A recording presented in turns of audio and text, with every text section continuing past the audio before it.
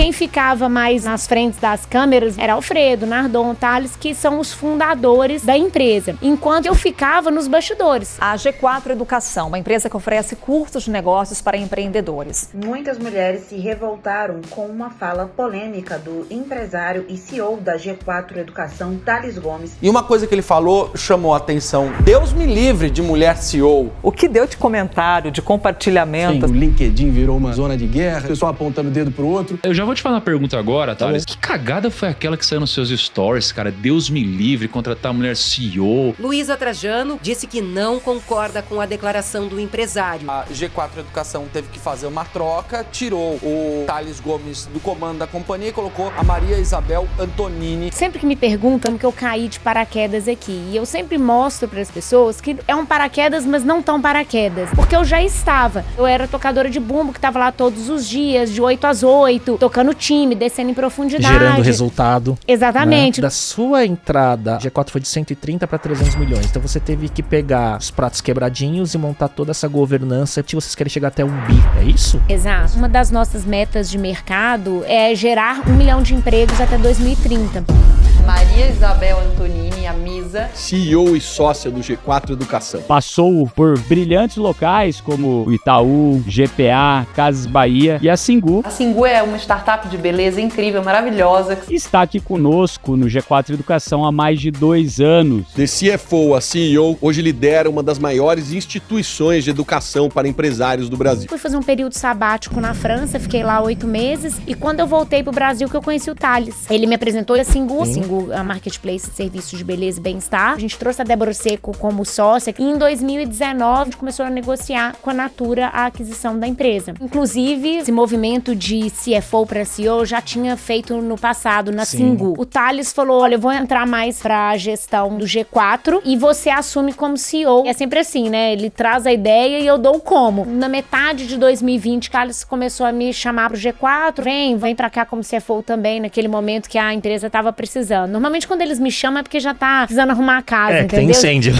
Já tem muito prato quebrado ali, agora vamos precisar arrumar a casa. A Maria Isabel Antonini é a CEO do G4 Educação, onde já ocupava o cargo de CFO antes de assumir a principal posição no negócio em meio à gestão de crise gerada pela polêmica fala de Thales Gomes, cofundador e então CEO, que declarou: Deus me livre, mulher CEO. Antes disso, Maria Isabel foi CFO e posteriormente CEO da Singu, marketplace de serviços de beleza adquirido pela Natura, e sua trajetória inclui passagens por empresas como Itaú, Grupo Pão de Açúcar, Semig e Confrapar. Conversamos sobre os desafios de sua posição atual, sua trajetória profissional, os desafios de equilibrar maternidade, sendo mãe de 3 filhos, e carreira, e muito mais. Fala pessoal, no episódio de hoje, 2 temas que foram bem debatidos foram resiliência e produtividade, que foram características fundamentais para o sucesso da carreira da Maria Isabel. E produtividade é sempre um tema em alta para mim também, pois para dar conta de conduzir meus negócios, produzir conteúdo e apresentar o Talks by Léo, eu preciso de organização e ferramentas que me ajudam no dia a dia. E uma delas é a Insider, parceira do podcast e que faz parte da minha rotina, pois eu estou sempre usando várias peças, principalmente a Tech T-Shirt, que tem tecnologia anti-odor, não desbota, desamassa no corpo, são ultra duráveis e fazem toda a diferença para encarar a minha agenda. E a dica imperdível é que nós estamos oficialmente na Black Week, a semana oficial da Black Friday, e o site da Insider está com as melhores promoções do ano, frete grátis, e usando o cupom TalksByLeoBF você tem até 40% de desconto. Para facilitar ainda mais, você pode clicar no link aqui na descrição do episódio ou no comentário fixado, fazer suas compras no site da Insider e o cupom será aplicado automaticamente no fechamento do pedido. Então, além de renovar seu guarda-roupa com peças incríveis na melhor promoção do ano, você ainda apoia o Talks by Léo a continuar trazendo conversas atuais e relevantes como a de hoje. Vamos pro episódio. Misa, obrigada pela presença e por aceitar o convite. Obrigada a você. Não tem como eu perguntar outra coisa, né, para começar, que não seja, como é que tá esses primeiros momentos, né, assumindo como CEO do G4, cadeira quente, né? Muitos desafios, mas também oportunidades, né? Como é que estão os momentos agora? Legal. Então, sempre que me perguntam, e tem me perguntado muitas pessoas durante esse 1 mês e meio que eu estou na posição, como que estão os desafios, né? Como que eu caí de paraquedas aqui? E eu sempre mostro para as pessoas que é um paraquedas, mas não tão paraquedas, né? O que acontece? Eu estou há 2 anos na companhia já. Eu entrei como CFO e sócia lá em 2022. Já era um caminho que tecnicamente a gente traçava, né? Você vê que no mercado está cada vez mais comum esse movimento de CFOs assumindo cadeiras de CEO. Acho que o iFood é um bom exemplo disso, né? Porque, de fato, nos últimos anos, o papel do CFO, ele migrou, ele evoluiu muito de um batedor de bumbo puramente fazer contas a pagar, contas a receber, lançar contabilidade, para um papel estratégico que ficou evidente até na própria pandemia, né? Que veio aquela crise, a maré baixou e a gente viu quem estava nadando pelado naquele momento, né? Como diz Warren Buffett. Então, o CFO de lá para cá, ele teve que se especializar num papel mais criativo, de trazer soluções, de guiar a empresa através de momentos difíceis, de trazer criatividade na alocação de capital, quando o dinheiro fica caro no mercado, como foi o momento da pandemia, e agora que a gente está vendo em alguns países, alguns mercados, a inflação aumentando. Então, o CFO, ele precisa inclusive pensar no longo prazo, qual que é a alocação de capital melhor agora, considerando as externalidades. Então, esse movimento, ele já está sendo cada vez mais comum e a gente vai ver isso cada vez mais acontecendo. Então, esse é um primeiro ponto que eu gosto de mostrar que não foi uma ruptura, alguém que veio de mercado, caiu de paraquedas, e aí, vai dar certo ou não vai? Fora da cultura, né? Exatamente, a gente não tem essa variável da cultura, vai ter um alinhamento, vai ter um fit cultural aqui dentro, sim ou não? Porque eu já estava. O problema é que o único ponto é que eu ficava nos bastidores. Eu era tocadora de bumbo, que estava lá todos os dias, de 8 às 8, tocando time, descendo em profundidade. Gerando resultado. Exatamente, nos bastidores. Enquanto quem ficava mais nas frentes das câmeras, literalmente nesse caso, era Alfredo, Nardon, Thales, que são os fundadores da empresa. Então, nesse momento que a empresa precisou de mim nessa nova posição, é muito mais um movimento de continuidade, mesmo que a gente tenha que catalisar um pouco esse momento, né, de trazer um negócio que provavelmente aconteceria no futuro para o momento presente, mas tem essa continuidade cultural, de valores, de alguém que já estava numa posição estratégica lá, alinhada com os valores culturais da empresa, que conhecia o negócio de profundidade, tanto que o meu papel aqui, o meu trabalho nesses últimos 1 mês e meio, 2 meses aí, tá sendo me fazer conhecida da porta para fora. Sim. Porque da porta para dentro, todo mundo, tá bom, beleza. É isso, né? A Misa já tava lá resolvendo. Exato, né? A Misa vai lá, vai assumir, vai entrar na posição de CEO.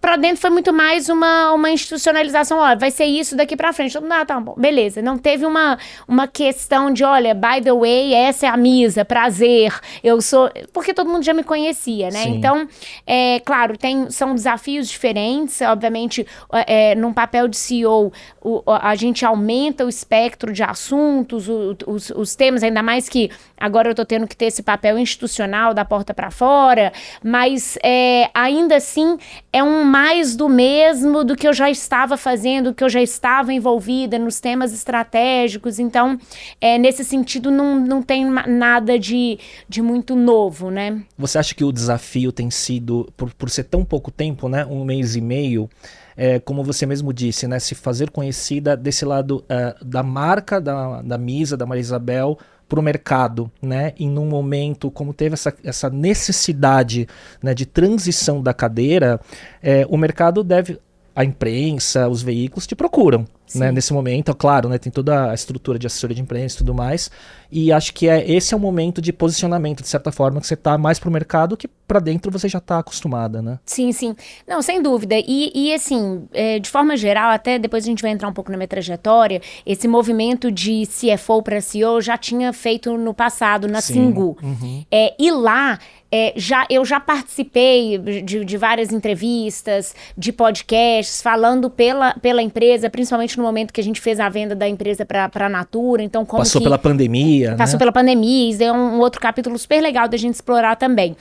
Então, não era um negócio novo para mim, né, enquanto trajetória, mas no G4, esses últimos 2 anos, eu estava muito mais focada em arrumar dentro de casa, em focar em trazer a governança da empresa para o porte e para o tamanho da empresa que a gente conseguiu chegar em tão pouco tempo, porque o G4, querendo ou não, é uma startup, né? Sim. Ela nasceu em 2019, uma empresa super nova, Sim. faturando 300 milhões de reais esse ano. Então, e gerando caixa desde o início, que é importante, porque quando a gente fala de startup, a gente sabe, você Sim. tão bem quanto eu, que esse não é a realidade, o cenário para todas as startups. Mas quando você pensa em tempo de existência e cultura, DNA, de inovação, de agilidade, o G4 é uma grande startup que nasceu e cresceu muito rápido. Então, os processos internos, os fluxos, a governança, não acompanhou na mesma velocidade. Então, os 2 últimos anos, até quando eu entrei no G4, muito do que eu conversei com o Thales, Alfredo e Nardon quando eu vim para a empresa, foi da necessidade de refletir para a estrutura da empresa, para o mercado, o porte de empresa que ela já tinha, querendo ou não. Porque nos 2, 3 primeiros anos de empresa, o empreendedor, né, os empreendedores, você sabe também muito bem, que eles estão muito mais preocupados e focados em validar a ideia, tracionar produto, ganhar mercado. E aí a parte de governança, a parte estrutural... Da porta para dentro é a fábrica de salsicha. Exato. Né? Então, depois que a empresa começou a crescer muito, que eles falaram, não, agora a gente precisa trazer alguém para olhar aqui dentro de casa e elevar um pouco o nível de governança, os processos. E aí, nesse momento, eu estava finalizando o handover da companhia da Singu para a Natura, então eu vim. Então, de lá para cá, no G4 especificamente, eu fiquei muito nos bastidores, porque eu estava focada em garantir que a empresa estivesse rodando no nível de governança que a gente precisava que ela rodasse. E agora, de fato, eu estou tendo que ter esse outro papel institucional que eu já tive outrora na Singu, mas que de fato no G4 não tinha. E aí sim tem um ponto que realmente é 100% novo, é que a parte de imprensa não é nova para mim. A parte que de fato é nova e que sem a menor sombra de dúvida foi o que me tirou da zona de conforto, é que essa parte de ter que virar influencer praticamente, né, de gerar conteúdo. Influencer no sentido, tô brincando, mas no sentido de gerar conteúdo, né, porque antes meu Instagram era fechado, eu tinha, sei lá, 300 seguidores, porque todo mundo que me pedia autorização eu dava não. Deixa eu ver quem é, né? Eu tinha pouquíssimas fotos. E aí, uma vez que eu assumi esse papel agora, assim, institucional, enquanto marca, enquanto empresa G4, eles falaram, então, inclusive, você vai ter que agora se tornar um canal de geração de conteúdo, né? Então, essa parte, sim, eu tranquilamente digo que é nova e que é o que tá me tirando da zona de conforto. Porque de CFO para CEO, né, muda a proporção, os desafios, mas é um negócio que já faz parte do meu trajetória, da minha rotina. A questão de entrevistas, podcasts, que é o que você comentou também. Agora essa eu consigo dizer tranquilamente que tá me tirando da zona de conforto. Ainda mais com 3 cofundadores tão expressivos, né, na mídia, como o Alfredo, o Thales e o Bruno. Misa, mas assim, agora o interessante disso tudo é que a gente olha só esse 1 mês e meio, Misa assumiu a cadeira de CEO do G4, baita desafio. Só que os desafios e as mudanças de rota na carreira vêm desde sempre. Né? Se a gente olha para trás, né? Desde a sua formação até as primeiras experiências profissionais, você sempre foi se desafiando e mudando a trajetória da sua carreira, né? você fez engenharia, né? Como é que foi esse começo? Porque você começou em empresas tradicionais, né? Do setor de energia, né? Como é que foi esse começo para a gente entender em que momentos que você foi tomando esses riscos de mudar de rota de carreira? Claro, legal. Eu sempre, quando falo da minha trajetória profissional, eu sempre fui muito intencional nas minhas decisões, né? Então, desde sempre eu quis seguir uma área financeira. E mesmo assim eu optei, porque eu poderia ter optado por economia, administração, Sim. Tem um leque um pouco mais amplo de opções. E eu escolhi a engenharia para justamente me dar uma visão sistêmica de processos, de ganho de eficiência, né? Ainda mais engenharia de produção industrial Sim. que eu fiz. Mexe muito com essa questão de processos, de como fazer mais com menos. Lá em Minas. Lá em Minas, na UFMG. Então, eu escolhi, mesmo já sabendo que eu queria uma área financeira, seguir uma trajetória financeira, eu fui para engenharia para me dar uma amplitude maior de conhecimento. Que eu falei, gente, se eu passar por cálculo 1, 2, 3, eletromecânica, eu aprendo qualquer coisa. Eu só não vou poder operar alguém, fazer uma cirurgia, provavelmente eu não vou poder. Mas, tirando isso, eu aprendo qualquer coisa e eu consigo me alocar em qualquer contexto, qualquer empresa. Então, eu sempre fui muito intencional. Quando eu estava me formando na engenharia, eu prestei alguns processos de trainee, passei em algumas grandes empresas, só que eu escolhi ir para o mercado financeiro, justamente pela intencionalidade que eu já vinha traçando de querer seguir uma trajetória financeira. Então, eu fui para o Itaú Unibanco. E assim, eu gosto de lembrar que quando eu trabalhei no Itaú Unibanco, era num momento de mercado que não existia bancos digitais. Uhum. Era aquele, Exato. Sabe, como os maias e os astecas faziam, Sim. chamavam táxi com a mão, e era nessa época. No máximo internet banking, mas muito preliminar, bem né? precário. Uhum. Tanto é que eu trabalhei na área de relações com investidores do banco. E então a gente divulgava o resultado trimestral. Uma das métricas que a gente divulgava no Quarterly Reports era número de agências. Olha só. Métrica importante, né? Importantíssima. Uhum. E era porque mostrava pujança, né? Sim. Então era assim, o Itaú Unibanco tem 1.500 agências, o Bradesco tem 1.300, estamos ganhando. Era um KPI importante. Era um KPI importante, você vê como é que era um outro mundo. Sim. Porque CAPEX alto, OPEX alto para manter, todo cliente entrava puto, saía mais puto ainda. E mesmo assim era um negócio que precisava ter. Então o Bradesco abriu uma agência, você abriu uma agência na frente. Então era um outro mundo, era um outro mindset. Você vê que depois vieram os bancos digitais, onde ter agência é quase vergonhoso, Exato. né? Então mudou muito o mindset de lá para cá. Mas eu fui para o mercado financeiro porque eu queria ter essa visão do todo, dado que eu tinha feito engenharia, que é um curso mais técnico. Eu tinha trabalhado numa empresa de energia, como você comentou, durante a faculdade. Então, eu queria ter uma visão de mercado financeiro, fiz um MBA em finanças lá. Só que quando eu estava me formando, depois de 4 anos, mais ou menos, que eu estava no banco, eu comecei a querer alguma coisa nova, para realmente sair dessa zona de conforto de um mercado que era muito burocratizado. Ainda mas óbvio, já melhorou bastante com os bancos digitais. Mas era muito hierarquizado, muito burocratizado. Eu falei, não, eu quero um pouco mais de dinamismo. E comecei a olhar o mercado quando eu estava me formando no MBA.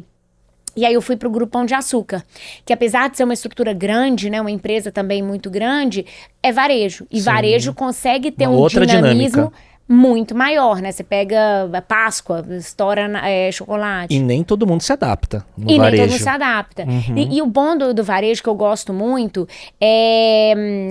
primeiro, margens apertadíssimas. Então, te obriga a ter até aquela mesma criatividade que eu Sim. comentei do CFO, porque para sobreviver em alguns SKUs, especificamente, é um mar vermelho, né? Sangra-se Sim. muito o produto. É uma briga muito feia, né, entre concorrências. Então, te obriga a ser eficiente, a buscar austeridade, corte de custo, porque as margens são muito, muito baixas, muito pequenas. E tem o dinamismo do varejo, né, dependendo uma sazonalidade intrasemanal muito grande. Né? Você se adaptou fácil? Me adaptei. Eu acho que até pelo perfil que eu já estava buscando, entendeu? Então, ali eu estava muito mais no meu habitat natural do que no banco, que era um transatlântico, que para você virar qualquer direcionamento é muito mais lento. E aí o que me fez buscar um mercado mais dinâmico não é que eu tive que me adaptar a esse novo mercado, eu não estava adaptada no outro. Perfeito. Porque era realmente um negócio muito lento para mim. Então ali eu já estava muito mais próxima do que seria o meu habitat natural.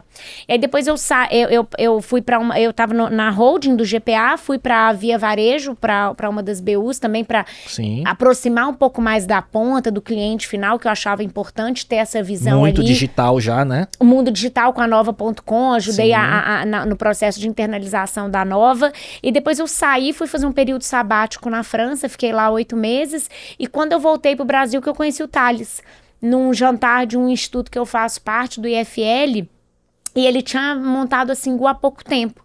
E aí tava precisando de um CFO lá também para ajudar a estruturar, eu falei, bom... Então na transição dele da Easy para início de Singu foi esse momento, então mais exatamente, exatamente. E eu tinha voltado para o Brasil há pouco tempo, estava mapeando o mercado e, obviamente, as minhas primeiras opções de mapeamento do mercado era o que você falou, empresas grandes, tradicionais. Eu não estava com pressa exatamente de escolher, mas você começa a ir por segmentos, né? Qual varejo, indústria, automotivo, pegando ali meu background, onde que eu poderia...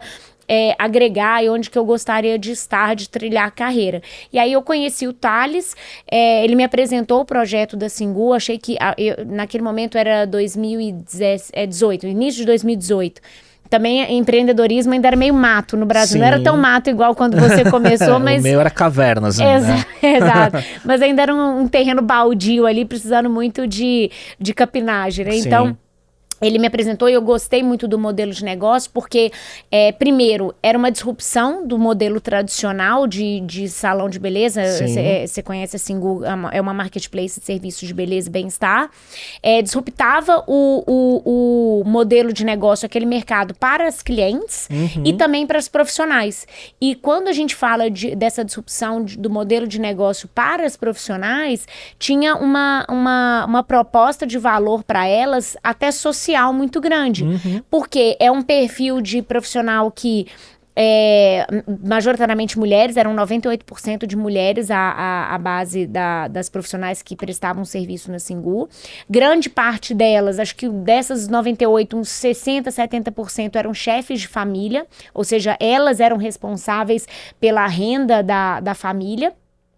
Então, a flexibilidade que o modelo de negócio propiciava para elas em termos de escolher onde trabalhar, quais dias trabalhar, porque era igual Uber, né? O dia que ela não quer trabalhar, ela simplesmente não abria o aplicativo e não pegava pedido. E um parênteses só, quando você começa no projeto da Singu, já eram alguns conceitos, né, de marketplace, né, e quase uma uberização desse marketplace com oferta e demanda, já estavam de certa forma consolidados, então era aplicado isso para esse mercado específico. Exato. Então não era tão difícil fazer essa transposição, né? Sim, perfeito. Essa transposição do já existente, ela facilitava bastante, só que o desafio da marketplace, ela permanecia, né? Porque eu gosto de usar o exemplo do Uber, que muitas vezes as pessoas são mais familiarizadas com ele, mas se você tem muitos motoristas disponíveis, a pessoa começa mas não tem gente fazendo o equilíbrio dos dois lados da balança, o motorista né? desengaja do app, né? Exato. E o contrário, a mesma coisa. Se o cliente começa a pedir muito carro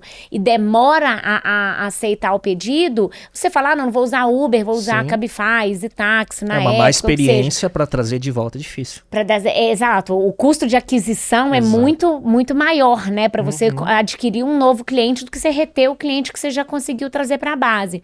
Então, esse desafio de marketplace com a Singu era a mesma coisa. Como é que a gente garantia que a oferta de profissionais, ela conseguisse equilibrar com a demanda dos clientes, das clientes que queriam receber o serviço. Então, esse desafio ainda permanecia, mas obviamente a gente foi, à medida que você vai ganhando tração, isso acaba sendo, inclusive, a barreira de entrada de novos competidores. Exato, né? Na verdade, o efeito rede é o que vira a vantagem competitiva, não a tecnologia mais. Perfeito, porque o aplicativo, qualquer um, entre aspas, né, bem aspas, senão os CTOs aí vão cair da cadeira, mas o aplicativo é muito mais fácil fazer do que você quebrar a onda de equilibrar a marketplace, de garantir que a operação roda.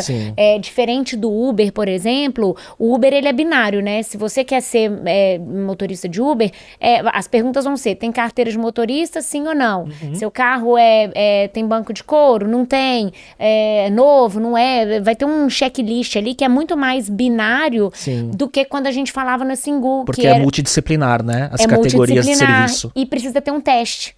Porque ao contrário do Uber, o Uber existe um órgão nacional que regula qualifica. Se você pode ou não estar apto, né, a ser motorista de Uber. No caso da Singu, para o tipo de serviço que a gente prestava, não existe isso. Então, a gente precisava ter o teste prático, inclusive, das profissionais que queriam se habilitar na plataforma. Então, isso trazia uma nova complexidade. Para garantir a qualidade e a experiência da outra ponta do cliente. Perfeito, perfeito. E aí, a gente acompanhava com o NPS, com a nota, com as 5 estrelas, do mesmo jeito que tem no Uber. E outro ponto de complexidade também é que o Uber, querendo ou não, é um pedido imediato, né? Você tem a demanda agora, tem a possibilidade de agendamento, de corrida, mas ele é bem menor. O use case é 99%, eu quero o mais rápido possível. Perfeito. Na Singu era o contrário. Agendado. Majoritariamente eram pedidos agendados para 3 dias depois, 4 dias depois. E a gente até lançou um produto que chamava Singu Now, Singu Agora, que era para esses casos que era o inverso do Uber, né? 1%. 1% que falava assim, putz, marquei um jantar, surgiu uma reunião, uma festa, um evento, eu preciso me arrumar agora. Mas, de novo, era cauda longa. A gente queria fazer, a gente lançou esse produto muito mais como posicionamento do que necessariamente por volume. A gente, inclusive, abria mão de margem nesse caso, porque a gente tinha que pagar mais para o profissional ela estar disponível, make it 24/7, né? A qualquer momento ela estar disponível para aquele produto. Mas era um negócio meio que de posicionamento e de fato não tinha muito volume. Então, na Singu eu vi uma possibilidade lá, voltando ao ponto da trajetória, de ter, primeiro, empreendedorismo, de viver isso na pele. Eu cheguei a trabalhar na faculdade num fundo de investimento em startups lá em 2008, então também era junto com as cavernas lá. A gente estava na caverna juntos. Mas muito pelo lado do investidor, né? E aí é uma posição meio safe. Porque por mais que você tenha o risco de alocação de capital, exato, você tem um risco ali de alocação de capital, mas meio que você não tem skin in the game ali, você não tá no dia a dia, o seu não tá na reta diretamente. E naquele momento que eu conheci o Thales, tinha toda essa proposta de valor do modelo de negócio para os profissionais, para os clientes também, que, querendo ou não, o mundo tá cada vez mais dinâmico. Antigamente você ia no salão de beleza, tava todo mundo conversando, né? E era minha mãe, sua mãe, provavelmente iam no salão quase como era um evento social, quase. Um evento social, uma sessão de terapia, né? A manicure sabe a vida inteira da pessoa, da cliente. Hoje em dia você entra no salão, tá todo mundo mexendo no celular. Não é mais... comportamento é outro. Não é mais de interação ali, uma experiência de interação, é de execução. Eu preciso ter minha unha feita, eu preciso fazer esse serviço. Então, até para cliente... tinha um valor muito grande nessa disrupção de modelo de negócio. Então, quando eu conheci a Singu e a proposta de valor, era, de novo, um estágio muito embrionário da empresa, então também eu consegui entrar ali com aquele ownership do projeto, como sócia, como CFO. De lá para 2020, em 2019 a gente trouxe a Débora Seco como sócia, que também numa época que, hoje em dia, Media for Equity é mais... Sim. Mas não existe, nem se falava. Não existia, né? O máximo que tinha, acho que era o Luciano Huck com o Itaú, assim, mas tirando isso, era muito pouco, a gente não via isso no mercado. Então a gente trouxe a Débora Seco e em 2019, em julho, agosto de 2019, a gente começou a negociar com a Natura a aquisição da empresa.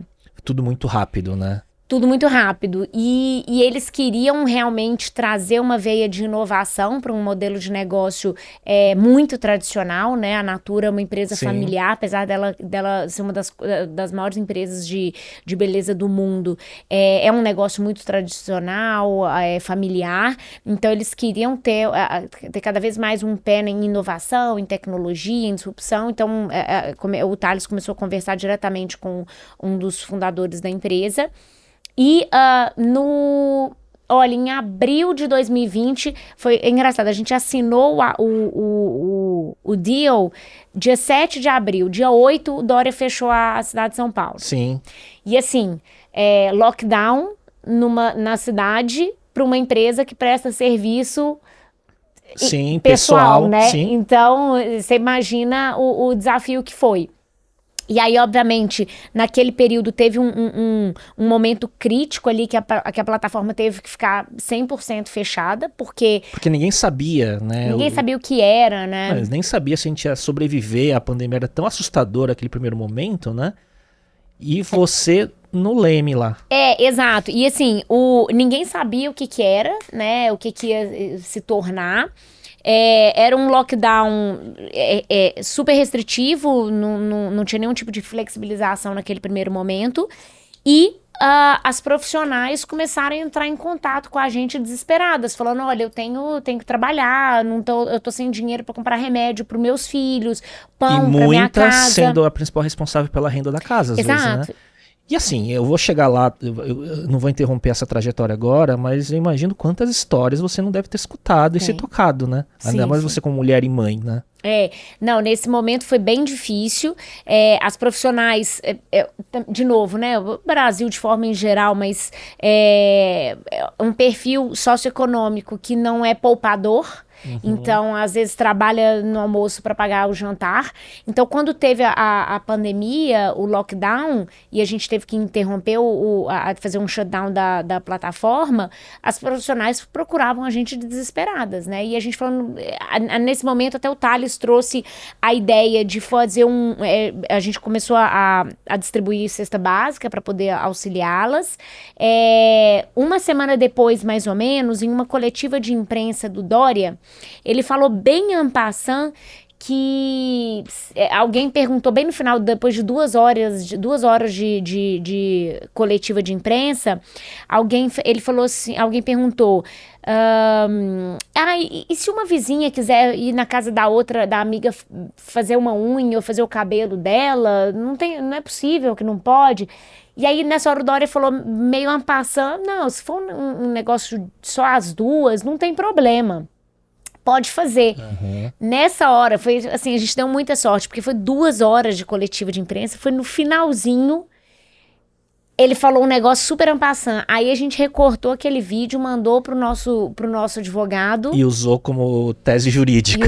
Aí a gente recortou, mandamos pro Barreto, que é o nosso advogado, falou assim, Barreto, isso daqui é suficiente pra gente poder reabrir a plataforma? Ele falou, taca o pau que a gente segura aqui a bucha.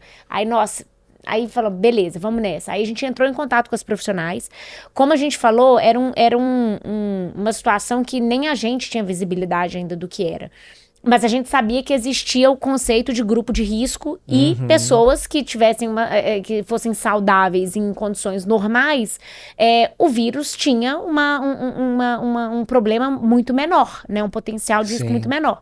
E naquele momento as profissionais estavam entrando em contato com a gente, falando assim, olha, eu tô morrendo de fome aqui.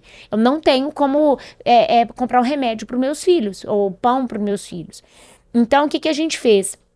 A gente rodou uma pesquisa com todas as profissionais da base, perguntando idade, porque era o grupo de risco, tinha uma questão de idade, se elas tinham um problema. Aí a gente elencou bronquite, asma. Vocês tinham que criar um protocolo para criamos um protocolo qualificar para poder oferecer o serviço. Para segregar, porque aí o que a gente fez? Todas as profissionais que se encaixavam de alguma forma em um grupo de risco, a gente falou, não, vocês não vão trabalhar. Fiquem tranquilas que vocês não vão trabalhar, porque você também, se a gente não segurasse, elas iam querer trabalhar, porque de novo. Exato. Elas estavam falando, gente, eu vou morrer de fome aqui, né? Isso então, poderia virar se vocês abrissem demais, poderia virar uma crise contrária. E aí poderia ser um outro problema. Então o que a gente fez? Olha, quem tem de alguma forma um grupo de, quem é de alguma forma grupo de risco, não precisa trabalhar, fica tranquila que nós vamos ajudar, não precisa se preocupar com isso.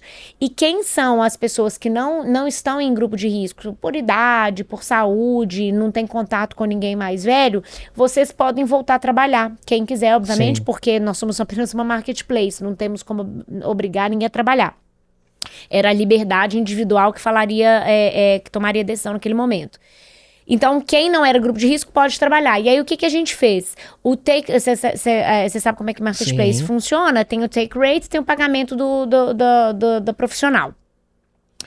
A profissional que trabalhou ia receber a parte dela normal e a Singu, o take rate que era da Singu, ao invés de ficar com a gente direcionava para os profissionais do grupo de risco. Que legal.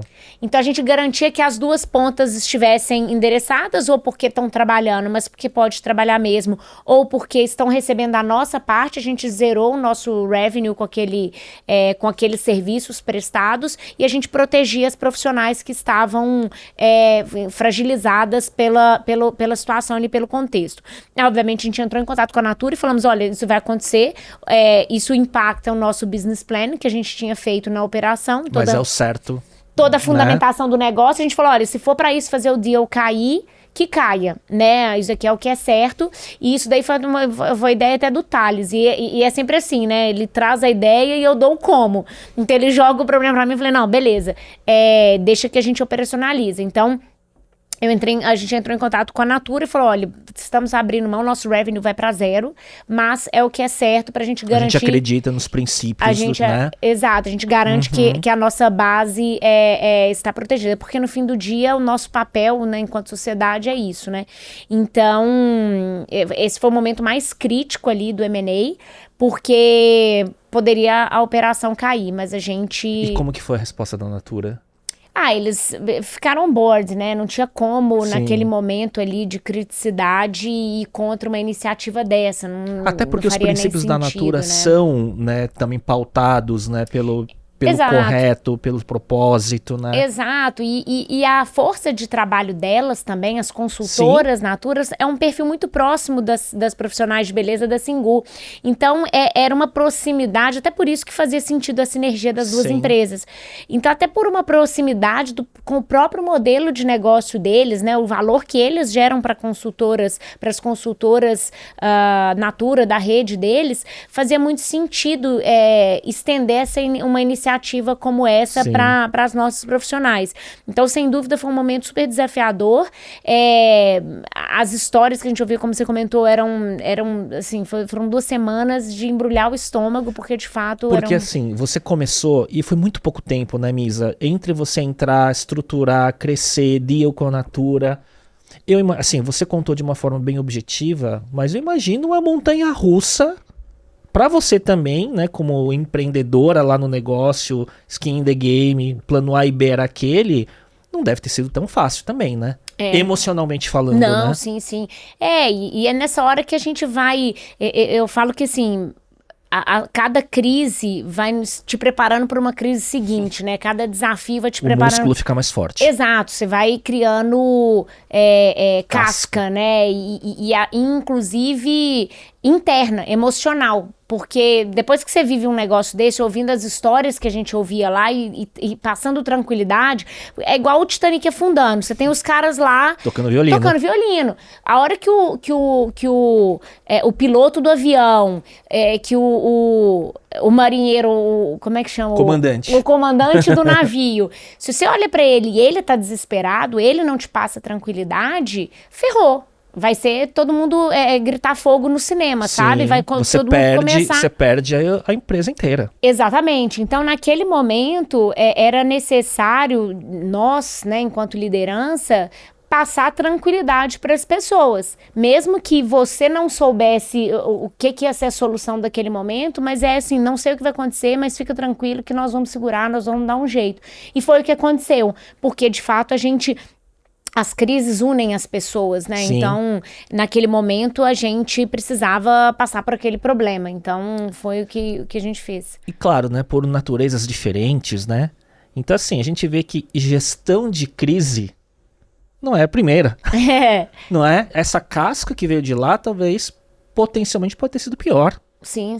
daquele momento na Natura, e, né, com pandemia e tudo mais, né? Sim, com certeza. E é o que eu falo, o Everest ele vai crescendo, né? Quando você sobe um pico, ele foi difícil, mas aí você já começa a olhar o pico mais alto. Você enxerga mais longe, né? Você enxerga mais longe. Visão é assim também. Exato. Então você vai querendo o desafio seguinte. E você fala, nossa, esse foi o maior desafio que você teve? Foi naquele momento. Aí depois veio outro, e agora eu estou aqui. E com certeza virão outros, porque empreender não é para amadores, né? Ainda mais no Brasil, que a complexidade sem dúvida suficiente para não deixar ninguém morrer de tédio, né? Então, e é isso, cada crise, cada dificuldade que você consegue sobrepor e vencer, torna a próxima mais fácil, né? Porque você consegue relativizar. Se você estivesse lá embaixo olhando o Everest, parece muito mais alto que se você já estiver num pico próximo a ele. Ainda é alto, mas é mais baixo do que se você estivesse lá embaixo. Então, tudo que a gente vive nos prepara para um próximo momento, né? E veio um tempo depois, né, entre o M&A com a Natura e tudo mais, você tocou por um tempo a mais como CEO até fazer a transição, né? Isso daí, o que acontece? Isso foi em 2020, né, que a gente assinou o deal, aí veio a pandemia. Em janeiro de 21, o Thales falou, olha, o G4 já tinha nascido em 2019, 2021 já estava tracionando. Ele falou, olha, eu vou entrar mais para a gestão do G4. Esse negócio tá crescendo, tá virando um bicho diferente aqui. E você assume como CEO da Singu nesse momento de handover da companhia. Então, 2021 e 2022, durante 2 anos, que era um período crítico de cumprimento do BP, que foi definido lá na operação. Integração de pessoas, de sistemas, de culturas, porque você tem que imaginar que é uma startup sendo comprada por um gigante. Né? Um choque de cultura muito grande. Então, todo esse momento, esse período de 2 anos de integração da empresa, eu fiquei como CEO. E na metade de 2020, que já estava caminhando para os 6 meses finais desse período, que eu comecei a conversar, o Thales começou a me chamar para o G4, eu conversei com o Nardon, conversei com o Alfredo, para eles me apresentarem o negócio, também ver como que... E aí eles começaram, vem para cá como CFO também, naquele momento que a empresa estava precisando. Normalmente quando eles me chamam é porque já está precisando arrumar a casa, entendeu? Tem incêndio. Já tem muito prato quebrado ali, agora vamos arrumar a casa. Não, mas o que eu vejo, eu tenho amigos e amigas, inclusive, que têm trajetórias similares, que são pessoas muito inquietas, né? Que vêm de uma formação aparentemente quadradinha, com um plano de carreira, mas de repente a inquietude vai levando para tomadas de risco, entre aspas, né? De transições de carreira, que vai fazendo a pessoa ir cada vez mais longe, porque a pessoa convive bem com, entre aspas, o caos, né, do negócio. E parece que quando você vai, né, de banco para varejo, né, GPA, para Singu e para G4, ele é só uma escalada, né, de saber conviver com incerteza e caos, de certa forma, e arrumar, colar prato quebrado, né? O Fábio Gurgel do Jiu-Jitsu, ele fala isso muito, né, de encontrar conforto no desconforto. E eu acho que é isso. E é perfil, viu? Exato, tem coisa perfeito. Acho que o perfil treinado evolui, mas tem gente que não tem perfil nem para dar espaço, né? Exato, né? Não tem apetite pro risco, né? Que é uma previsibilidade muito grande. Então, eu acho que é isso. Ao longo da minha trajetória, por mais que eu tenha tido muita intencionalidade nas minhas decisões, eu tinha um direcional ali, claro que a gente vai ajustando, mas eu tinha um direcional. E eu sempre estava buscando não ficar muito confortável em nenhum momento, em nenhuma posição, né? Não só posição hierárquica, mas sim de mercado, ou de estrutura, ou de segmento. Então, eu de fato buscava realmente esse desconforto para eu me treinar a ficar confortável nessa situação, né? Então, é óbvio que em cada contexto com uma complexidade diferente, mas de fato buscando isso, né? Como que a gente vai... É legal isso, porque ele mostra assim, né? De novo, se a gente vai para a minha primeira pergunta e você falar, eu tava nos bastidores e não caí de paraquedas na cadeira, né? E quando vê essa trajetória inteira, né? Dos desafios vividos, beleza, check, qualificou, né? Tá qualificado para assumir um novo assento cada vez mais quente, de certa forma, e desafiador, né? Agora, na sua visão, Misa, quando você chega no G4, como que você vê, né, esse mercado de educação executiva, né, que de certa forma, no momento que o G4 surge, é um momento que identifica-se lacunas no mercado e outras empresas e outros competidores começam a brigar por esse mercado, né? Então, como é que você vê esse mercado, o crescimento dele e os diferenciais que o G4 tem desde a origem até hoje, para você ter acreditado na proposta? Legal. O G4, ele nasceu focando... a gente fez até esse mapeamento para o planejamento estratégico agora, que ele é interessante, que assim, o G4 nasceu focando num share de mercado que era desassistido, quando você pensa em educação executiva. Quando você pensa microempresários, empresários muito pequenos, você tem Senac, Senai, Sebrae, esses cursos muito técnicos. Quando você pega grandes empresas, as Big Corps que a gente chama, você tem INSPER, GV, Harvard, Stanford, MIT, né, para quem vai, MIT... Mas você tem um meiuca ali de Brasil de verdade. Middle market. Que é o SMB, né? Os pequenas e médias empresas do Brasilzão de verdade, que não é esse eixo Faria Lime aqui que a gente está acostumado. Que é o Brasil de verdade, que ele sempre foi muito carente de ferramental, de conhecimento, porque não tinha nenhuma instituição que focava em atendê-lo, né, em assisti-lo. Então, o que acontece? Ele chegava e falava assim, eu tô com um problema aqui de turnover, de, sei lá, inflação, competidores, alguma coisa, liderança, cultura. Ele falava, eu não vou no Sebrae porque é muito específico, muito técnico, eu já sou grande pra isso. E ele olhava o INSPER, a GV e falava, putz, tô com problema agora pra não quebrar, tô com problema de fluxo de caixa, porque varejo é um caso que tem muitas vezes morre rico, né, que eles falam. Porque você tem muitas vendas feitas, muitos contratos assinados. Mas sem caixa. Só que o seu ciclo de caixa você paga antes de receber. Você paga seus fornecedores em pouco tempo e recebe dos seus clientes em longo prazo. O que acontece? Você morre rico, porque você tem um tanto de contrato, mas não tem fluxo de caixa para te aguentar, para te manter vivo até receber dos seus clientes. Então, se o cara tá com problema de fluxo de caixa, por exemplo, agora, ele fala, não vou me inscrever no MBA do INSPER, daqui a 2 anos eu vou ter resposta, vai ser ótimo. 2 anos tô morto. Já tô morto. Então, ele tinha uma lacuna, uma carência ali de ensino prático e imediato. E é aí que o G4 entra com diferenciação, que é, um dos nossos motes só ensina quem faz. Porque a gente pega empreendedores com track record, com histórias de negócios construídos, que vão ensinar, não é pegar um livro muito acadêmico, uma metodologia acadêmica e te ensinar a fazer.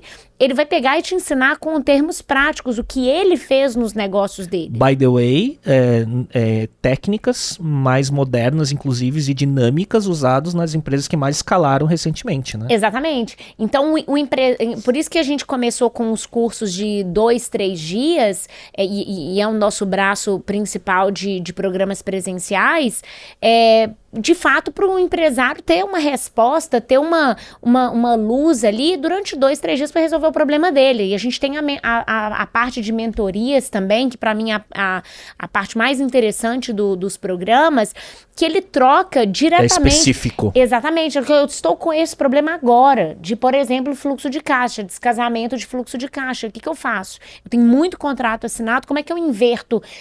Porque uma hora que você está num ciclo de caixa negativo, é muito difícil reverter essa espiral destrutiva. Então, você consegue trocar com o mentor ali no tete a tete. Então, é esse o diferencial, que é um dos diferenciais que a gente tem, né? Exato, do só ensina quem faz. A gente vai te ensinar coisa prática, não é acadêmico, não é um negócio que você vai ficar aqui 2 anos aprendendo com um professor que sabe o livro certinho, mas que não necessariamente viveu aquilo na prática, no lombo, sabe?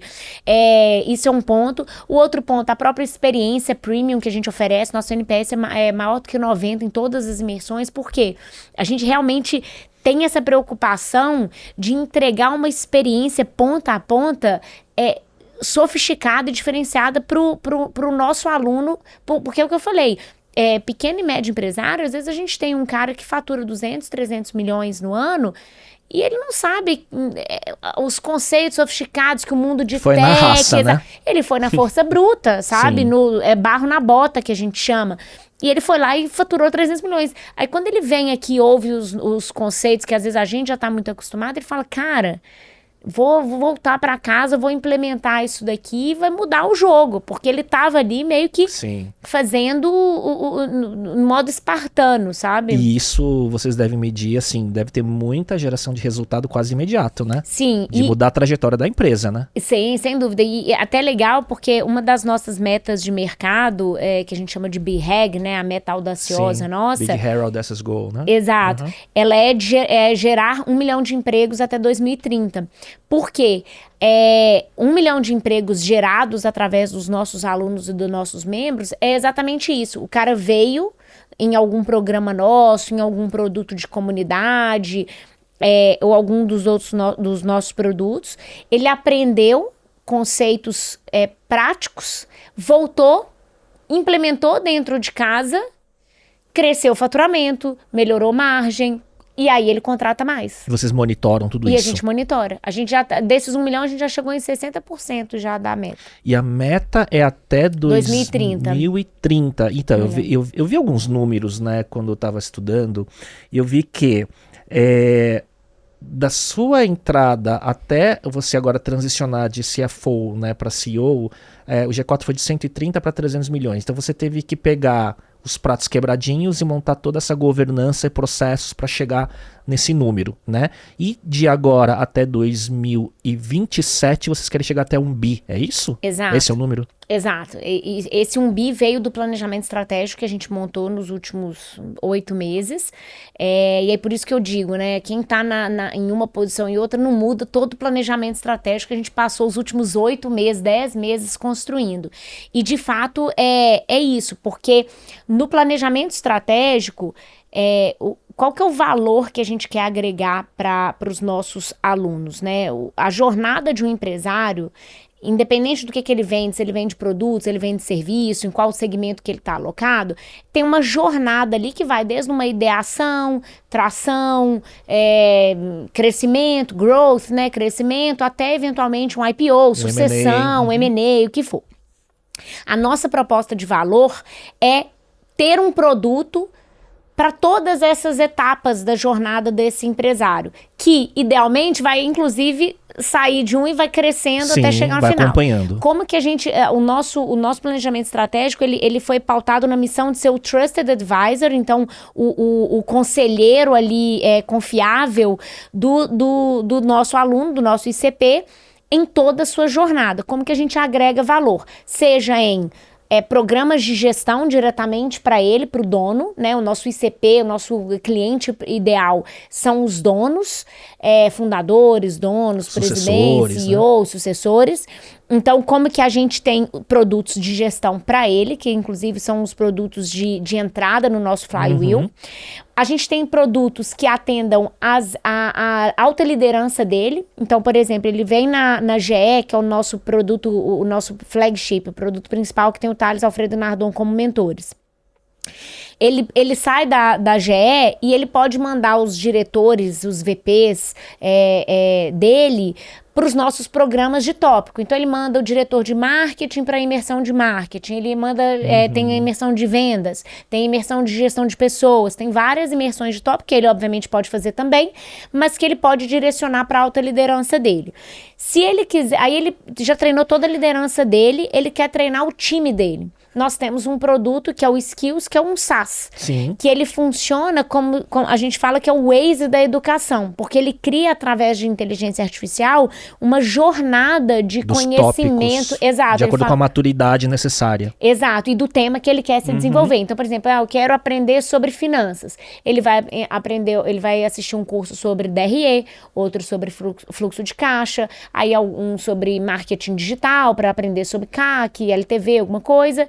e ele vai fazendo a jornada dele. Outro que vai começar querendo uma jornada de growth, também vai aprender, vai assistir alguns cursos, e essas jornadas, elas se cruzam eventualmente, porque tópicos, eles acabam sendo transversais em diferentes temas.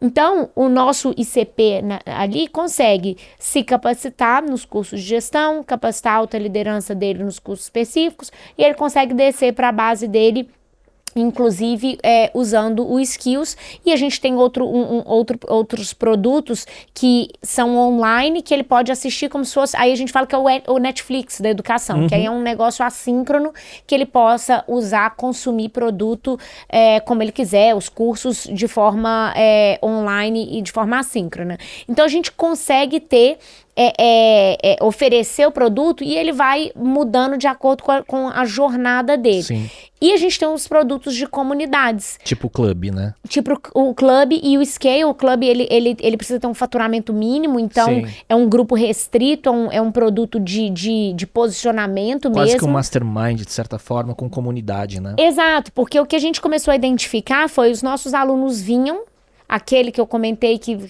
faturava 200, 300 milhões, sem o conhecimento sofisticado, mas ali na força bruta, na raça, no empreendedor raiz mesmo. Sim. Ele voltava, treinava a alta liderança dele toda, treinava a equipe dele com skills, né? Contratava o SaaS para treinar a base dele. E ele falava assim, e agora? É muito ruim eu voltar e ficar sozinho, sabe? Sim. Voltar pra minha cidade, às vezes ele era do interior. Acabou minha jornada, né? Acabou minha jornada, isso, o que mais? So what, né? E aí a gente falava, não, peraí, vamos criar um produto aqui de comunidade pra esse cara não estar mais sozinho. Porque as dores dele, à medida que ele vai amadurecendo, vão trazendo novas dores. Dores mais, talvez, sofisticadas, né?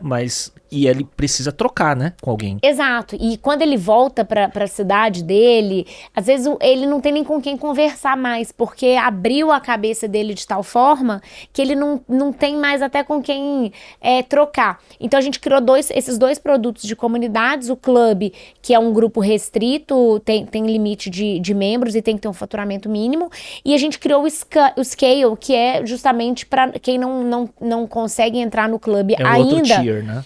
É um tier de faturamento menor e que a gente cria conselhos consultivos para essas pessoas. Que legal. Entre eles mesmos. Porque no fim do dia existe um pareto ali de problemas, né? Sim. Que assim, ou você viveu ou você vai viver. Então, se você coloca 13 empreendedores juntos numa mesa, de novo, não importa o que você vende, se é produto, se é serviço, em qual segmento, se você importa, se você exporta, você vai ter um conjunto de dores ali que a troca ela é muito rica. Então a gente propiciou para os nossos membros, nossos alunos, que seja um flywheel mesmo, que ele consiga consumir constantemente o nosso produto de alguma forma, como que a gente agrega valor nessa trajetória, que não é fácil, né? Agora, eu estava pensando aqui,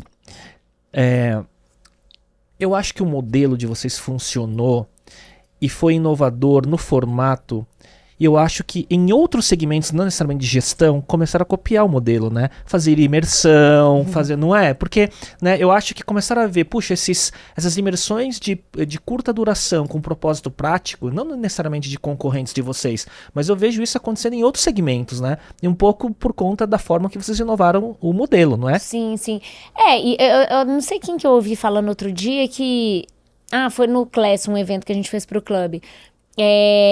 Ninguém copia coisa ruim, né? Você nunca vê ninguém imitando coisas que deu errado. E eu vejo, assim, gente que vendia curso, não, agora vendo imersão.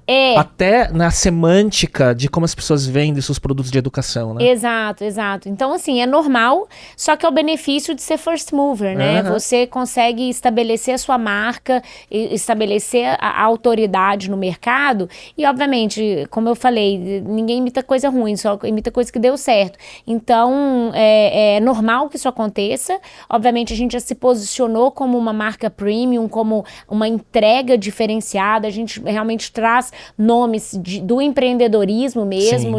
Você vai aprender com quem fez, com quem tomou soco na cara durante muito tempo e vai te ajudar a resolver os seus próprios socos na cara, né? Então, a gente conseguiu ganhar muita autoridade, credibilidade no mercado e se distanciar disso, porque a gente se posiciona como a Tesla, como a Apple, uma marca, um posicionamento de marca premium mesmo. E é um desafio de não só depender dos fundadores, mas de ter uma curadoria de trazer os especialistas e mentores, né? Sim. E isso também é um grande diferencial, né? Sim. A gente tem um tripé, né? Quando a gente pensa no modelo de negócio do G4, a gente tem um tripé. São os alunos, os mentores e a comunidade, né? Então, os 3 pilares precisam andar juntos para a gente conseguir entregar valor para o nosso aluno. Então, os mentores são um pilar muito importante desse ecossistema do modelo de negócio. Então, sem dúvida nenhuma. Conheço vários deles, inclusive. Sou amigo e admiro vários deles. Misa, quais são os principais tópicos, né, que você tem hoje na sua cadeira, na sua pauta como CEO, assim? Se você elencar, quais são suas prioridades nesse momento? Bom, sempre é cultura, em primeiro lugar, né? Como que a gente torna a cultura cada vez mais forte. Lá no G4, especificamente, a gente tem uma cultura muito particular, que a gente conseguiu E gostem ou não, tem uma cultura. Exato, uma cultura muito forte, né? Muito nossa, que é o nosso maior ativo, né? São as pessoas que, obviamente, se refletem na cultura.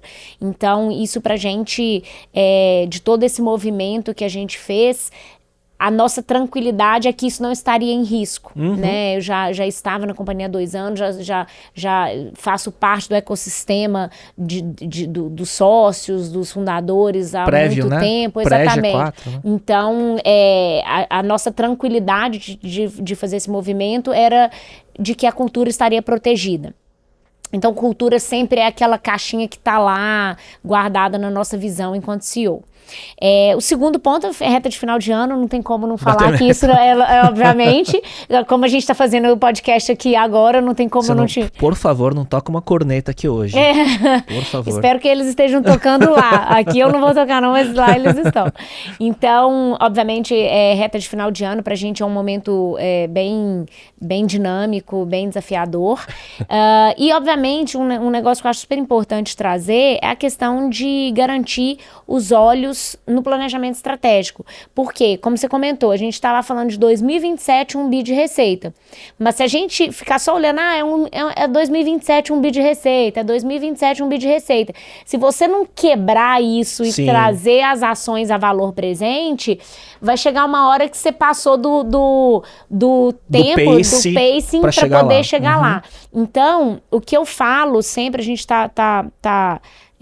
eu tô sempre reforçando isso no dia a dia, beleza, os incêndios do curto prazo, eles chamam muito a nossa atenção, eles absorvem muito a nossa energia, a nossa atenção no dia a dia, mas é importante não perder de vista o longo prazo e o que a gente precisa fazer hoje para garantir o longo prazo de 2027, porque senão vai chegar lá julho de 2026 e falar, putz, se a gente tivesse começado isso aqui há 1 ano atrás, teria dado para entregar. Isso não pode acontecer. Então, a gente pegou o planejamento estratégico de 2027, obviamente fatiamos 2026, 2025, 2024. Beleza, o que a gente precisa entregar agora? Então vão aparecer incêndios, vão aparecer oportunidades muito boas e é aquilo que a gente sempre fala. E às vezes fala não, né? Dizer não para oportunidade ruim é fácil. Sim. O difícil é dizer não para oportunidade boa. Porque nesse porte que vocês são de tamanho e faturamento, ideia boa vem toda hora, né? Toda hora. Ainda mais só que desvia. Exato. Pela qualificação da nossa base de alunos, essas ideias boas, elas vêm aos montes, né? Até pela nossa rede de contato com o ecossistema de empreendedorismo, o contato que a gente tem, que os fundadores têm, os mentores com os alunos. Então, projetos e oportunidades boas aparecem aos montes. dizer não para o bom, para focar no ótimo é que é o nosso desafio. Então, uma vez que a gente delimitou o planejamento estratégico, esse daqui é o nosso norte. Claro, a gente pode ajustar à medida que as coisas também, inflexibilidade não é uma virtude, né? Então, você pode ajustar ao meio do caminho conforme seja necessário, mas é importante você ter um direcional. E isso inclui dizer não para essas oportunidades boas, porque a gente está focando no longo prazo, no planejamento estratégico. Então, muito do meu papel ali é garantir que a gente não perca, não tire o olho da bola nesse sentido, que a gente garanta o curto prazo, mas sempre construindo o que vai ser o longo. Para você é natural eu falo como já tendo construído algumas empresas, você olhar o micro, você olhar a árvore e olhar a floresta. Você consegue fazer essa transição fácil do tipo, na cadeira de CEO, às vezes você descer para olhar um incêndio do momento, mas também conseguir não ser absorvida por aquilo, ter o time que vai resolver e subir e voltar a olhar o plano como um todo. Para você é natural? Esse que é o benefício de ter ocupado a cadeira de CFO antes. Porque como CFO, e até pelo meu perfil, eu sou muito parecida com o Nardon. A gente desce muito no detalhe, a gente gosta de ir em profundidade nos assuntos.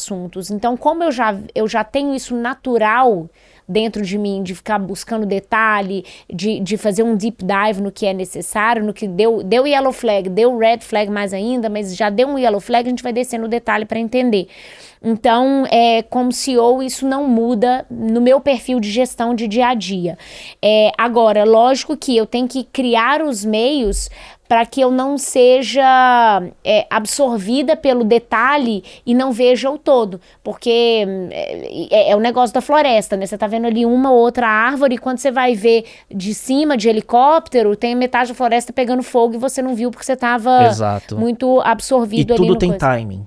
Exatamente. Né, o momento certo para subir e descer e tudo mais. Exato. Né? Então, no fim do dia, o importante é você ter, obviamente, um time que te dê essa tranquilidade de que os assuntos estão sendo endereçados ali no dia a dia.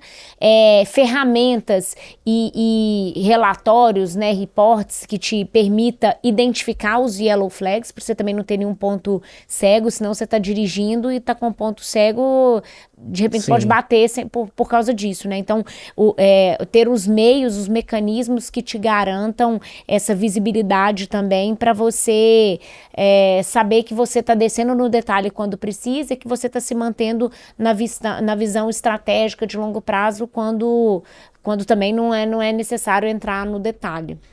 Fazendo uma pergunta, pensando numa CEO de uma empresa de educação executiva, o que você faria uma autoanálise assim, do que é a tua fortaleza como skills e o que você fala, putz, aqui é onde eu tenho que melhorar ainda?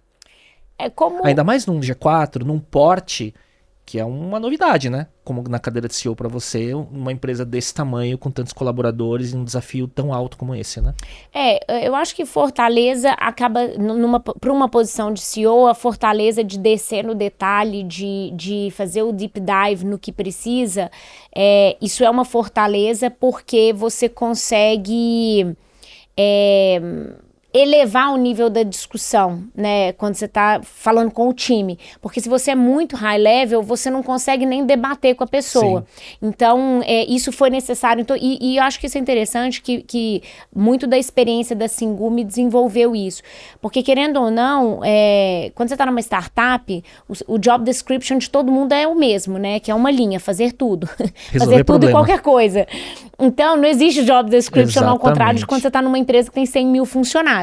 O job description de todo mundo, de qualquer cargo, de qualquer setor. E você viu os dois lados, você estava no Itaú, no GPA. Que é um negócio muito mais fragmentado e segmentado, né? Você faz isso, é igual aquele filme do Charlie Chaplin, sabe? Do Tempos Modernos. Que você aperta o parafuso, o outro bate o martelo. Então, quando você está numa startup, você tem uma linha de job description, fazer tudo e qualquer coisa que aparecer na sua frente. Todo mundo tem esse mesmo job description. Então, lá me desenvolveu muito essa necessidade de eu falar com a operação, da mesma forma que eu falo, obviamente, no financeiro. Quando começou uma operação de due diligence com a Natura, eu toquei a due diligence sozinha, né? Eu falo que eu sou a engenheira mais advogada que existe, porque eu tive que discutir todos os temas contratuais, a gente tinha um escritório assessorando, mas obviamente eu tinha que tocar ali no detalhe, porque não era uma equipe. Não tinha Pra inteligência artificial, hein? Se tivesse um chat GPT naquela época, ia te ajudar muito. Exatamente, sozinha, isso é um ponto super relevante de lembrar, porque é igual o banco. Eu peguei todas as pré-histórias, né? Eu peguei banco com agência, peguei M&A sem chat GPT, realmente eu fui forjada no fogo do... No manual, né? No fogo das cavernas. Exato. Então, de fato, isso me desenvolveu uma competência, inclusive, que vem lá da engenharia, que é aprender a aprender. Que é o skill de, né, quando a gente fala em lifelong learning, tem tantos nomes modernos que a gente tava até brincando antes, né? Puta, a gente é de uma época que a palavra bullying, nem a semântica nem existia e tudo mais, e hoje, né, o aprender a aprender é o que mais se ensina hoje, de certa forma, para o mundo executivo. É isso. Então, às vezes as pessoas, desde colégio, mas também na faculdade, falam assim, pra que eu tô aprendendo isso se eu nunca mais vou usar na minha vida? Não importa se você não vai usar na sua vida, você está aprendendo a aprender. Isso eu acho muito importante. Você precisa ter aplicabilidade real do negócio é o de menos. Agora, você ter capacidade de aprender aquele assunto para, inclusive, não utilizá-lo é super importante, né? Então, eu venho desde da escolha do curso da faculdade e das minhas trajetórias, e Singu me ajudou muito nisso, a aprender. Então, aqui é a mesma coisa. Quando eu tive que assumir como CFO do G4, que era outro bicho diferente de Singu, não foi um problema porque eu já sabia, eu já tinha aprendido a aprender, né? Isso, e essa fome de conhecimento, essa curiosidade, ela te ajuda em muitos contextos da sua vida, e esse é um deles. Então, agora que eu tô migrando para essa posição, não é diferente também. O que eu preciso aprender aqui para completar essa cadeira, né? Você não precisa estar 100% pronto para todas as cadeiras que você assuma. Né? Exatamente. As pessoas falam, você quer promover um coordenador gerente, ele precisa estar 100% pronto? Não. Ele tem uma parte ali, tem um resto de trajetória que ele vai ter que aprender na posição. E talvez ele aprenda, talvez não. E aí você vai lidar com cada uma dessas possibilidades. Mas isso, então, eu acho que é uma das minhas fortalezas, essa curiosidade, essa fome de aprender. O fato de eu já ter aprendido a aprender ao longo da minha trajetória e aplicar isso constantemente. Como fraqueza, eu acho que é o oposto disso, né? Saber não descer no detalhe no que não precisa, né? E acho que pode correlacionar um pouco em delegar mais, porque uma vez que você tem uma amplitude de temas tão grande para gerir e para estar aware, para estar a par, é importante que você não queira também descer no detalhe de tudo, porque senão você pega uma fortaleza, que é saber descer no detalhe, e transforma num problema. Normalmente, qualidades e defeitos, eles são a mesma coisa em dosagens diferentes, igual remédio, né? O mesmo remédio, o mesmo composto. Cura ou mata. Ou cura ou mata. Então, normalmente, qualidades e defeitos, e depende do contexto também, né? Então, o descer em profundidade, ele me ajuda muito em muita coisa, mas ele pode me atrapalhar se eu não souber não querer entrar em tudo. Porque eu querer entrar em tudo não vai ter hora do dia suficiente para isso, né? Eu tenho que saber confiar nas pessoas que estão ao meu redor, e isso envolve recrutar as pessoas corretas, manter as pessoas corretas nas posições corretas. E esse time de liderança, né, que deve reportar direto a você, e as cerimônias, com que cadência você faz isso na cultura organizacional. Né? Governança, você tem que criar a governança correta, ter as pessoas corretas para te permitir. Porque aí, se você tem as pessoas corretas, a governança correta, se você está tendo que entrar no detalhe de tudo, quem está errado é você. Porque você não está conseguindo descentralizar. Exatamente. Agora, se você não tem a governança certa, os rituais, as ferramentas, os sistemas e as pessoas, você entrar no detalhe é um mal necessário, né? Porque senão algum prato vai cair. Então, normalmente, eu garanto isso daí, a nossa governança rodando, as pessoas certas, e eu sempre chego, por exemplo, agora, nessa semana, a gente vai soltar o podcast depois, mas a gente está na Semana do Valley, que é o maior evento da história do G4. Que agora no fim da semana, né? Que a gente está hoje no dia 19. Exato, hoje é terça, o evento começa sexta, ou seja, estamos no olho do furacão. Não adianta eu ficar ali microgerenciando, e isso daqui, o detalhe disso daqui tá feito, isso daqui, eu chego pro head, pro dono desse evento e falo assim, tem alguma coisa que você precisa de mim? Posso te ajudar em alguma coisa? Isso eu reforço várias vezes. Tem algum ponto que eu consigo te ajudar? Não passa aperto sozinho, me envolva, não sei. Porque não adianta eu ficar perguntando todos os pontos específicos, porque o cara tem que trabalhar, deixa o cara, ele precisa estar livre para trabalhar, entendeu? E não ficar só explicando, é igual o padeiro que passa mais tempo explicando como faz o pão do que vendendo, do que lá no balcão falando que, toma o pãozinho. Então, e do que fazendo o pão. Então, eu sempre estou em contato perguntando como que eu posso te ajudar, tá precisando de alguma coisa, mas me policiando para não ficar cedendo à tentação de descer no detalhe onde não precisa. Você tem as pessoas certas para fazer isso, você tem as ferramentas corretas para te dar visibilidade quando o negócio dá um problema, você tem os rituais corretos para te dar, para levantar os temas e as discussões. Confia que a máquina está girando e desça no detalhe onde demanda a sua energia. É a construção da gestão de uma empresa em crescimento, de uma empresa de educação executiva, né? Exatamente. Então, quer dizer, né, na verdade, as pessoas choram, não, então a gestão deve ser perfeita. Não, deve estar, né, em work in progress lá, né? Sim, sim. A empresa é muito nova, né? O que a gente faz questão de sempre mostrar para os nossos alunos, para os nossos membros, é que a gente come da própria comida. Então, o que não quer dizer que a empresa é perfeita. Uma empresa de 5 anos, né? No GPA, quando eu entrei no GPA, uma empresa daquele tamanho, era tudo no Excel, eu saí do banco, do Itaú, que aí eram sistemas mais tecnológicos, super, a segurança, cybersecurity super evoluída. Eu cheguei no GPA, que era uma das maiores empresas de varejo do país, eu falava, nossa, mas aqui é no Excelzão mesmo, achei que ia chegar, implementar um SAP 2 anos depois. Então, o G4 não é diferente, é uma empresa de 5 anos. Agora, a gente come a nossa própria comida, a gente prega o que a gente faz, o que a gente prega para os nossos alunos, né? Misa, com essa trajetória, né, CEO do G4 agora, foi CEO da Singu, uma empresa predominantemente de profissionais mulheres, né? E você passou por diversos desafios lá. Quando a gente fala sobre agora o teu papel, ele traz um componente institucional que não tem como não falar sobre liderança feminina, né? Então, como que você vê isso hoje? Porque você já fez isso na Singu, você já foi provavelmente contato com muitas pessoas da rede da Singu. Hoje, você já sente essa questão das pessoas te procurando para falar sobre isso? Sim, sem dúvida, me procuram muito. Sejam alunas do G4 ou pessoas do mercado, né? Sim, sim. Até naquela frente de geração de conteúdo que eu comentei, que tá sendo meu desafio pessoal, eu tenho aberto caixinhas, né? Porque eu vi isso como uma oportunidade, inclusive, de ajudar mais gente com uma escala muito maior, né? Porque uma coisa são os nossos alunos que a gente vai ajudando a cada curso, a cada aula, a cada mentoria, mas quando você tem um canal como o Instagram ou outras redes sociais, LinkedIn, você consegue ajudar muito mais gente de uma mesma forma, uma mentoria em larga escala. Então, nesse sentido, eu tô tendo um prazer de conseguir ajudar as pessoas. E quando eu abro caixinha, existe um pareto ali de perguntas muito, um padrão muito grande, tanto de quando você pega empresários, quando você pega jovens, os jovens muitas vezes perguntam assim, como eu faço para chegar onde você está? É só essa pergunta. Eu falo, gente... Me dá o playbook. Exato.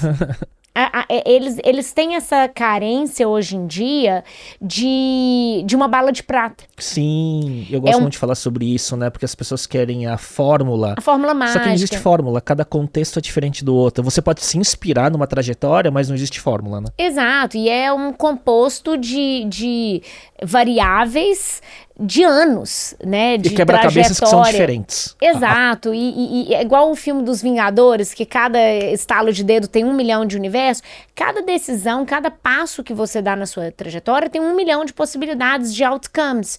Então, não existe uma one size fits all, né, uma coisa que se aplique a todas as pessoas, em todos os contextos, para todas as caminhadas. Então, mas você percebe que pela frequência que essa pergunta aparece, existe essa carência de uma resposta pronta. E eu sempre tento explicar que não existe, mas que tem um conjunto de comportamentos que te ajudam a aumentar pelo menos a probabilidade. A probabilidade, que é isso que eu falei, aprender a aprender, é ter resiliência. E aí uma das caixinhas que sempre aparece também é perguntando especificamente de como é que eu faço para ser um CEO, e aí pergunta muito nesse negócio de mulheres, como é que faz para chegar onde você chegou quanto mulher, e a minha resposta normalmente é a mesma que eu dou para qualquer pessoa, que é a mesma coisa, é aprender, resiliência, foco, como você se capacita em gestão de pessoas, em leitura de ambiente. Eu trago isso muito para quem me pergunta, individualmente, ou como eu comentei, que eu particularmente nunca parei para pensar nisso. Eu sempre falei, gente, é isso que eu quero, a minha intencionalidade de carreira foi sempre focada nos objetivos que eu queria alcançar, e eu não me focava em outras externalidades. E se colocando em desconforto em diversos momentos para crescer, né? Exato. Então, o que eu, por exemplo, lá no Itaú, eu até contei esse caso, não lembro onde, em algum podcast. Quando eu tava lá no Itaú, eu falei assim, gente, eu pedi para fazer as atas das reuniões da diretoria. Eu era analista, né? Entrei como trainee, depois virei analista. Aí todo mundo, nossa, mas na época os trainees, nossa, mas que movimento pouco sofisticado, você entrou, formou engenharia na UFMG, passou no programa de trainee, que era um negócio super concorrido, era super bem visto lá internamente, você vai querer fazer ata? Aí eu falei assim, quero fazer ata. Por quê? Naquele momento, eu estava numa reunião com os diretores e vice-presidentes de um dos maiores bancos da América Latina, observando. Então, por observação, eu via comportamentos, eu via a forma de se colocar, eu via a forma de argumentar, eu analisava a dinâmica de poder do cara que primeiro bate, depois ele assopra. E isso daí é só por observação. Você era uma esponja lá. É lógico. E aí, mas outra pessoa poderia não aproveitar da mesma oportunidade. Exato. E as pessoas focavam, nossa, mas mas você vai fazer ata? Aí, não, mas colocaram a mulher para fazer ata. Não, fui eu que pedi. E eu pedi porque eu tinha uma intencionalidade naquela decisão, naquele caminho, que era, pessoal, eu quero me desenvolver no que esses caras fazem. Então, eu nunca me foquei nisso. E até tem um vídeo que eu gosto muito do Kobe Bryant. Sim. Recomendo. Assista todos os vídeos. Vicie seu YouTube nos vídeos do pra ele Kobe recomendar Bryant. mais, exato, né? Vicie o algoritmo. E tem um vídeo que ele fala, que ele tá falando sobre a rotina de treino dele, ele fala assim, e aí alguém perguntou, como é que você fez para ser um dos melhores jogadores da história da NBA? E ele fala assim, obviamente, treinar muito, e ele explica, ele falou assim, olha, eu era bom, mas eu não era great, eu não era ótimo. A minha mão não era muito grande, porque para o jogador de basquete, para pegar a bola com uma mão só, a minha mão não era das maiores. Eu não era o mais alto. Eu era rápido, mas eu não era insanely fast. Ele não era brutalmente veloz. Então, assim, eu era médio para bom em várias coisas. Só que eu tinha fome.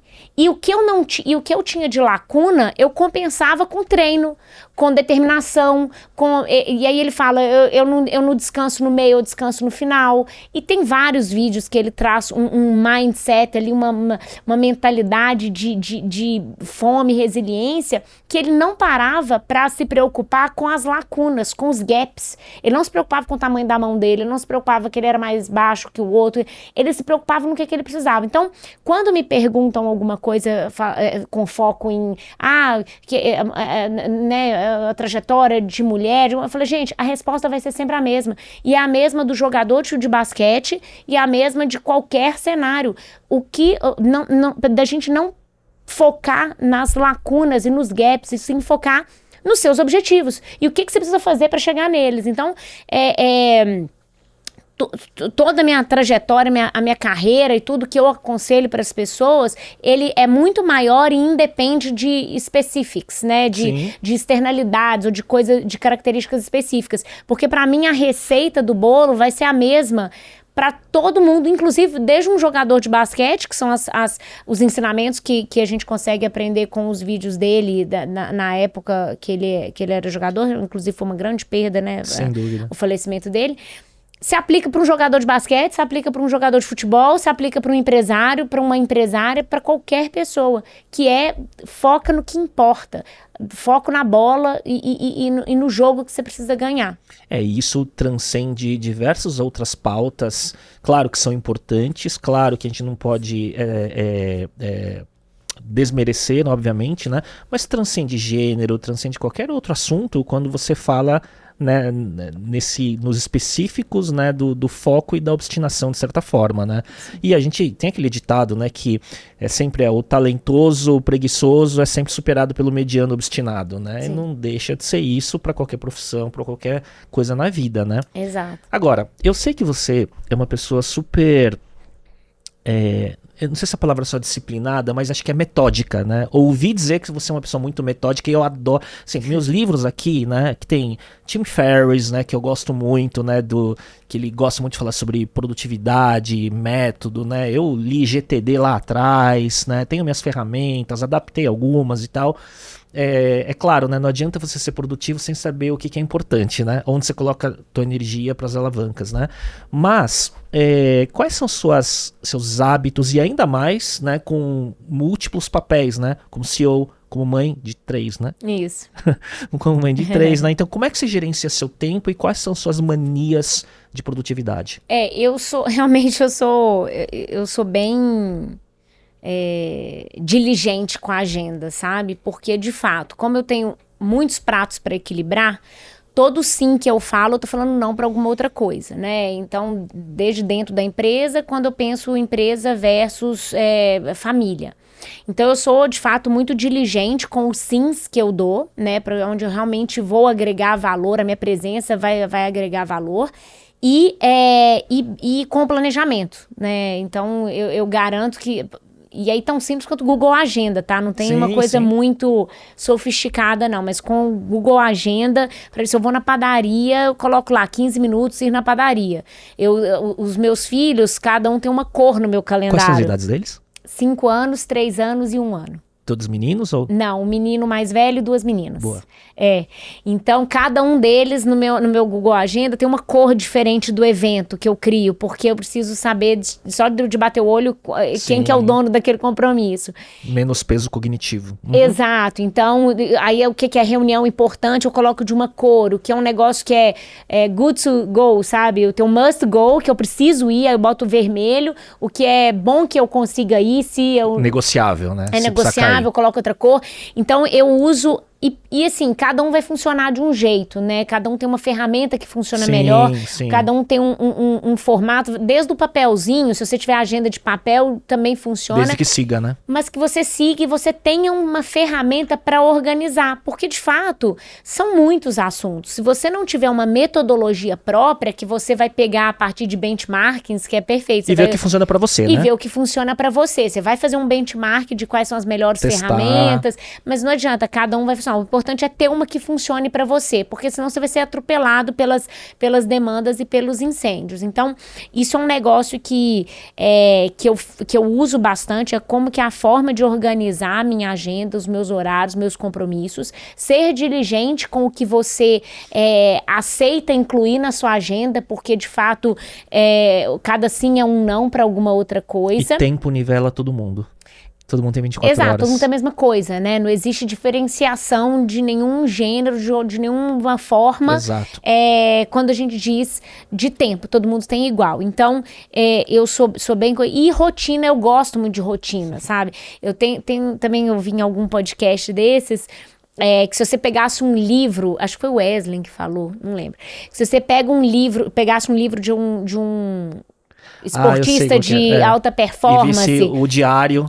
E você fizesse aquele... Igual quando você pegava quando você era criança e fazia assim com as páginas caindo para ver o bonequinho mexendo. Se você fizesse um livro desse para alguém, um atleta de alta performance, seria um livro entediante. Porque é tudo igual. Você cairia de sono. Sim. Porque, de fato, todos os dias são iguais. E ao longo de 20 anos... ele vira o Kobe Bryant. Sim, ou ele vira o Michael Jordan, entendeu? Michael Michael Phelps sim. e tal. Mas é a partir do tédio do dia a dia que ele faz coisas extraordinárias, né? Então, eu também tenho essa questão de rotina muito, muito certinha, de previsibilidade. Nesse sentido, eu gosto de previsibilidade, porque não só para a criança, eu acho que isso é importante também, ter essa noção de rotina, do que vai acontecer para eles, acalma muito e cria um senso de já sei o que eu preciso fazer, né, de controle. E também pra gente, né? Não ter que ficar se esforçando, pensando... Gastando exatamente. energia cognitiva pra você, né? E às vezes deixando de fazer, né? Porque as pessoas falam, como é que você consegue malhar? Porque eu tenho uma rotina. Sim. Porque eu tenho um planejamento. Vai ter uma semana, por exemplo, essa do Valley, o evento mais importante da história da empresa. Tudo bem, eu não consegui, por exemplo, malhar. Mas agora, tirando isso, todas as semanas que estejam em CNTP, em condições normais de temperatura e pressão... São previsíveis. Tem que ser, porque senão você não vai virar o Kobe Bryant do esporte, entendeu? A Mariane Morelli, que é CEO da Max Titanium, né? Sim. Quando ela veio, ela fala uma frase que eu sei que provavelmente não é dela, mas me marcou, né? Ela fala assim, eu vi várias vezes ela postando, disciplina é liberdade. Então, por mais paradoxal, né? A rotina liberta, né? Sim. Né? Sim. Porque você consegue ter... A previsibilidade permite que a criatividade e as outras coisas surjam. Sem dúvida. Agora, quando você... Então, se alguém não treinado olha o seu Google Calendar colorido, cheio de coisa, não vai entender, obviamente, né? Você que cuida ou alguma assistente? Eu que cuido. A gente até tem assistente, mas ela até me xinga às vezes, porque eu não delego pra ela. Eu falo, não, deixa que eu faço, porque eu já tenho meu modelo mental aqui. Ela fala, não, mas me ensina. Eu falo, é o ponto que eu falei anteriormente de talvez aprender a delegar. Mas como eu já tenho meu modelo mental e eu sou metódica com ele, eu falo, não, deixa que eu faça, eu organizo. Isso deve te trazer segurança, né? Traz, eu acho que é isso, pode ser. Eu nunca tinha pensado por esse viés, mas talvez seja essa segurança que eu preciso, que eu tenho... Pelo menos o controle do que tá acontecendo ali. Se pensar em todos os podcasts que eu fiz desde 2010, mais de 300 entrevistas com vários empreendedores, unicórnios, pessoas, atletas de alta performance e tudo mais, o lugar comum é rotina e agenda. Se eu olhar um Pareto, né, de produtividade, é agenda, né? Vou falar pela 30ª vez que eu falo sobre isso, tem um método, provavelmente você conhece, se não conhece, você faz ele, que chama Zero Based Calendar. Se você procurar no Google, Zero Based Calendar, é um método, tem um paper que fala que é exatamente isso, você colocar tudo na agenda. Então você não usa to-do list, porque lista de tarefa você não tem precisão de tempo. Você subestima o tempo que uma tarefa pode levar. Então tudo na agenda, desde ir para a padaria até ligar para os pais. Então coloca tudo na agenda e aí você tem a precisão e vai calibrando cada vez melhor o uso do seu tempo. O que tem é aquele... Eu não lembro como chama o método, mas que assim, você normalmente vai dilatar o tempo de execução. Lei de Parkinson. Exato, perfeito. A lei de Parkinson, que você sempre vai dilatar o tempo de execução pelo tempo de você vai ocupar o tempo entrega, todo que você alocou. Por isso de entrega, exato. É TCC. Exato. TCC é o melhor exemplo. Você tem o TCC o ano inteiro para fazer. Você faz faltando uma semana. Se o TCC fosse a entrega em julho, você faria em junho. Mas como o TCC é para entregar em dezembro, você faz em novembro. Então, o calendário, ele te dá essa percepção de entrega naquele dia, então, que você vai ter que fazer. Eu gosto de organizar não só pela execução, mas também para puxar para frente, né, pro presente, o que você poderia embarrigar, querer jogar para depois. Outra pergunta que eu tenho feito sobre produtividade, como é que você está usando você, pessoalmente, IA no seu dia a dia? Curioso, eu estava na imersão de a inteligência artificial que a gente tem ontem, porque eu gosto de ver os produtos, de vez em quando eu vou numa imersão para poder ver como é que tá na ponta lá as entregas. E ontem foi a de AI. E aí é muito interessante, porque eu uso todo dia, de alguma forma, e uma coisa que eu sempre falo com as pessoas é que se você tá usando o ChatGPT como Google, você tá errado. Mas tem gente que fala, Sim. eu uso inteligência artificial todo dia. Ah, como é que é? Eu pergunto, aí quando você vai ver o uso dela, em vez dela usar o Google, ela tá usando... O mesmo prompt no Google daria a mesma resposta, né? Exato. Então, é uma pergunta, tipo assim, me diga 5 livros sobre empreendedorismo. Se jogar isso no Google, eu te daria uma coisa. Então, esse é o primeiro ponto. Como a inteligência artificial, e aí qual que é a dicotomia disso? A inteligência artificial, ele não é apenas o Google, mas ela também não é a solução de todos os seus problemas, né? Tem a pessoa também que fica lá, porra, eu joguei um negócio no ChatGPT, ou ele teve a alucinação, ou ele não me deu a resposta completa que eu queria. Porque, de fato, a pessoa tá achando que ele vai substituir o CEO da empresa, Exato. o ChatGPT. Ou que vai conseguir correlacionar tudo e, na verdade, ele tem muitas coisas linguísticas que ele traz uma coisa que parece que faz sentido, mas não é verídico. Exatamente, você tem que fazer o sanity check. Também. Então, o que eu falo de AI e a forma que eu utilizo no meu dia a dia é como se fosse um copiloto. Ou o Waze. O Waze. Ele te diz como ir, mas quem que coloca o endereço quando você entra no carro? Você coloca o endereço porque você sabe onde você quer ir. E ele vai te guiando dos melhores caminhos, ele vai servindo como um apoio, mas você não pode tirar a sua responsabilidade de fazer aquele sanity check e usar ele como uma ferramenta. Ao mesmo tempo, ele tem que te ajudar a ter ganho de produtividade. Então, uma aplicação prática que a gente fez no G4, a gente criou um prompt para recrutamento. Então, a gente... para geração de job description, por exemplo. Então, a gente tem uma AI que é o nosso recruiting, que a gente fala qual vaga, que a gente subiu uma base de dados e foi treinando a AI para a gente poder fazer um job description. Aí a gente sobe também eu gosto de usar ela muito para isso. Quando eu tô olhando vários candidatos, eu sobe os documentos, subo os documentos, subo o job description da vaga e falo qual que é o mais fit. Sim. E ela vai me dar. Quer dizer que eu não vou entrevistar as pessoas? Quer dizer que meu RH não precisa mais avaliar fit cultural? Sim. Óbvio que não. Mas economiza um tempo. Mas ele economiza, ele hierarquizou os currículos para mim no sentido de, olha, esse aqui ele é mais fit porque você me falou que você quer. Quer dizer que eu vou pegar fechar o olho e vou contratar o primeiro que a AI me trouxe? Não. Ele vai falar, esse é mais fit, depois esse, por esse motivo. Aí eu vou botar meu RH para conversar nessa forma hierárquica, para validar o fit cultural para depois chegar em mim. Então você consegue ter ganho de produtividade. Um outro uso que eu tô tendo bastante é o negócio de geração de conteúdo. Porque de fato eu não tenho essa veia criativa toda para geração de conteúdo. Então o que eu fiz? Eu criei um prompt que sou eu no ChatGPT. Eu falei, olha, meu nome é Maria Isabel. Você criou um prompt ou você criou um GPT custom lá dentro? Não, eu primeiro criei um custom sobre mim. Sim, e aí você promptou lá dentro. Exato, aí depois do prompt eu fiz o prompt engineering lá do negócio. Mas eu montei o que eu sou.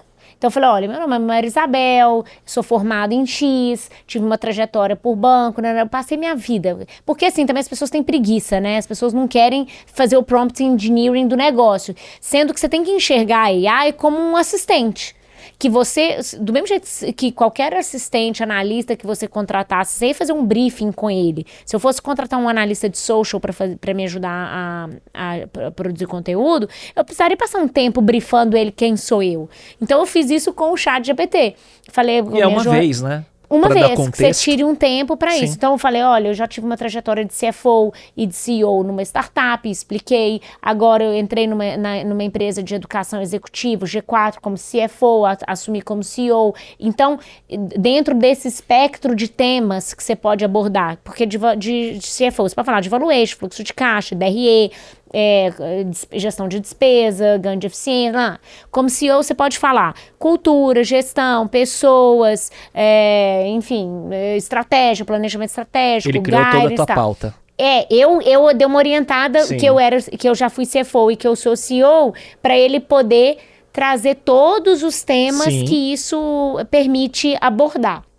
E aí falei, agora eu preciso começar a gerar conteúdo na minha rede social.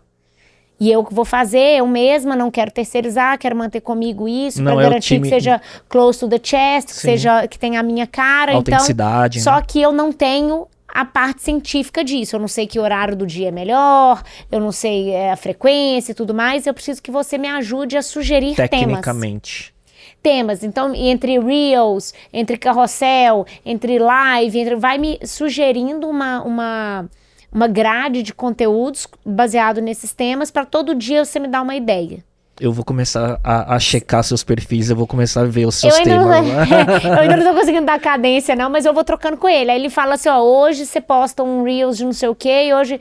Aí pode ser até que eu não execute porque não consegui. Sim. Mas aí eu falo, olha, pra semana, me fala o que eu deveria postar. Segunda, terça, quarta, quinta e sexta. Aí na semana seguinte eu falo, tá. Aí ele fala, abre caixinha hoje. Então ele vai me orientando. Quem que tem que executar? Eu? Sim. Porque obviamente sim. se eu não abrir a câmera e fizer, não vai acontecer. E tem que ter autenticidade no Mas final. é isso. Então você usa o chat GPT porque eu poderia simplesmente ocupar o tempo do meu time que tá focado no Valley, que tá focado no perfil do G4, para isso. Eu falei, não, como tracionar um perfil é muito mais difícil do que garantir que os perfis que já existem tragam a receita necessária, eu não vou tirar do time o foco de onde que já existe um canal de aquisição tracionado. Como eu tenho que tirar o meu do zero, eu vou fazer nesse sentido, vou fazendo sem pressa e aprendendo também, e usando o chat GPT como meu ganho de eficiência. Então é isso, que você tem que embedar a tecnologia, a inteligência artificial nesses dia a dia. E testando. Eu vi muito, porque eu tenho uma AI treinada que tem todas as transcrições de todos os meus podcasts historicamente. E tá tudo num modelo, então tem 300 episódios, tudo que eu conversei, todo o meu tom de voz, todas as minhas abordagens, só que eu peguei os seus podcasts do Papo de Extra, cruzei tudo. Falei, então, que legal. O que eu preciso saber sobre a Misa, do meu ponto de vista de abordagem, que seja inédita em relação às entrevistas anteriores dela, né? E o que eu preciso saber sobre ela? Então, produtividade, veio muito sobre isso. Que legal. Né? Que é um tema que eu gosto muito de falar, assim. Daí ele me poupa muita coisa de forma treinada, assim, sabe? Ganha eficiência.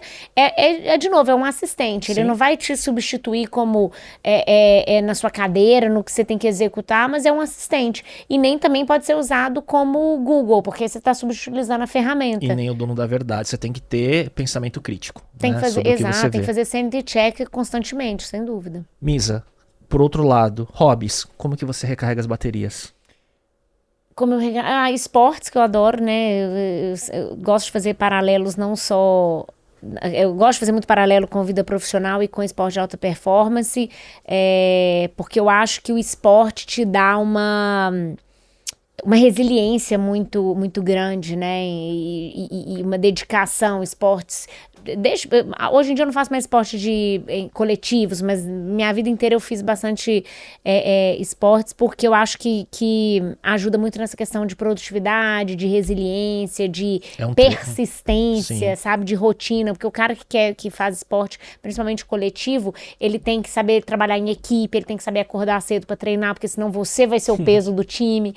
Então eu gosto muito de esportes e ficar com a família. Eu sou... Dá tempo, Misa? Dá. Você tá naquele momento de desequilíbrio consciente, vamos dizer assim, pelo momento? Sim, dá, contanto que você ajuste. Então, por exemplo, eu costumo sair tarde do escritório. Então, eu chego em casa, os meninos normalmente já estão dormindo, já estão no quarto, já estão deitados. O que eu faço? Eu garanto café da manhã com eles. E como eles ficam um período integral na escola, eu também não almoço com eles dia de semana, né? Eu tô no escritório, eles estão na escola.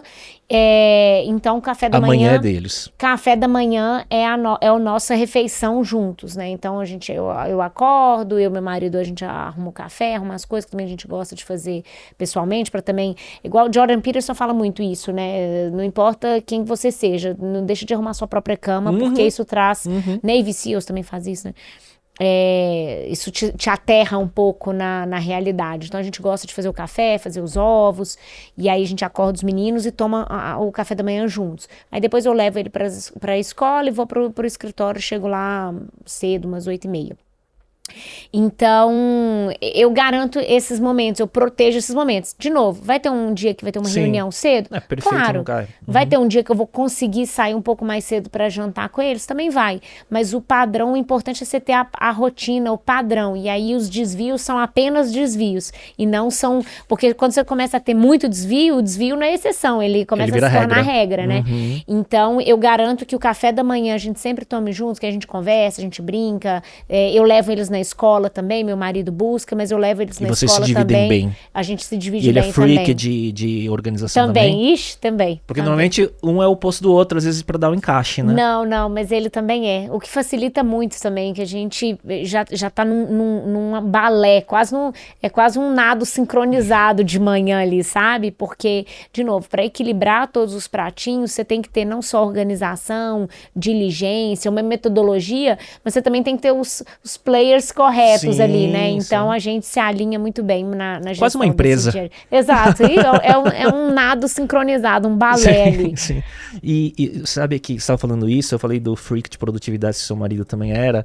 Eu não lembro quem veio uma vez, que foi uma mulher também, ela falou, cara, a gente tem em casa um Notion compartilhado. Acho que foi a Marcela Rezende. Eu tenho uma nota compartilhada, mas o Notion pode ser uma boa.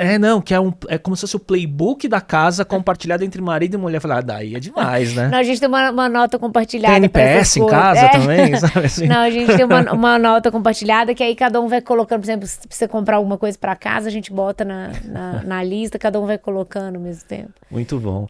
Misa, indo pra reta final, eu queria ouvir algumas dicas do que você recomenda. Eu já vi que tem algumas referências de tipos de conteúdo que você tem falado que são coisas que eu consumo também, mas eu vou começar assim, você é muito de leitura? Sim. E o que você recomendaria de um livro que te marcou, que é recente, que tá na sua cabeça? O livro que eu sempre recomendo primeiro, mas não vou me ater apenas a ele, é o Revolta de Atlas, que eu sempre recomendo porque ainda mais a gente que mexe com empreendedorismo e empresário, tanto que muitas vezes o empresário é visto como o vilão, e apesar de ser um livro relativamente antigo, a história dele é muito contemporânea, né? Outro livro que eu gosto muito, para não ficar só na Revolta de Atlas, que eu sempre falo, o The Hard Things About the Hard Things. Ben Horowitz, exato, acho que é super importante, super interessante para ver. Deixa eu até olhar se eu não ia repetir nenhum. Isso, para ver se eu não ia repetir nenhum outro. Isso, mas eu gosto bastante. Então, esse livro eu acho que é bem legal, acho que vale a pena para principalmente empresários, né? Sim, aprender a lidar com situações. De muita vulnerabilidade, inclusive, né? De falar real, né? Exato, então gosto bastante. 1984 também. Não sei se é o preferido da minha esposa. Eu acho muito interessante, que também contemporâneo, infelizmente, mas acho que vale a pena. Muito bom. E podcast, que conteúdos você tem consumido que você gosta? Podcasts, os nossos do G4, então já fica a recomendação, mas que fora de brincadeira são muito bons, acho que vale a pena consumi-los. Eu tô começando a ouvir um que a Sandra Shail recomendou, que é o Diário de um CEO, do Steven Bartlett, né? Tô gostando bastante. O Diary of a CEO é o podcast que eu modelei para fazer o meu. Que legal. O trailer, a forma de estudar e pautar é muito inspirado na condução do Steven Bartlett, que tem toda uma questão técnica, mas tem o lado humano dele como entrevistador, eu acho. Sim, eu comecei a ouvir o podcast dele agora, que eu vi a recomendação da Sandra, e tem o livro dele também que eu quero ler. Eu tenho hardcover. Inclusive é um post meu recente que eu fotografei a capa falando o que eu acho do Diary of a CEO como podcast. Que legal, Mas o livro não é sobre o podcast, é sobre quase que um playbook empreendedor dele, porque ele foi do Shark Tank da Inglaterra, ele investe em várias startups. Sim. Né? Eu gosto, e eu tô gostando bastante do podcast dele, tô gostando de ouvir. Muito bom.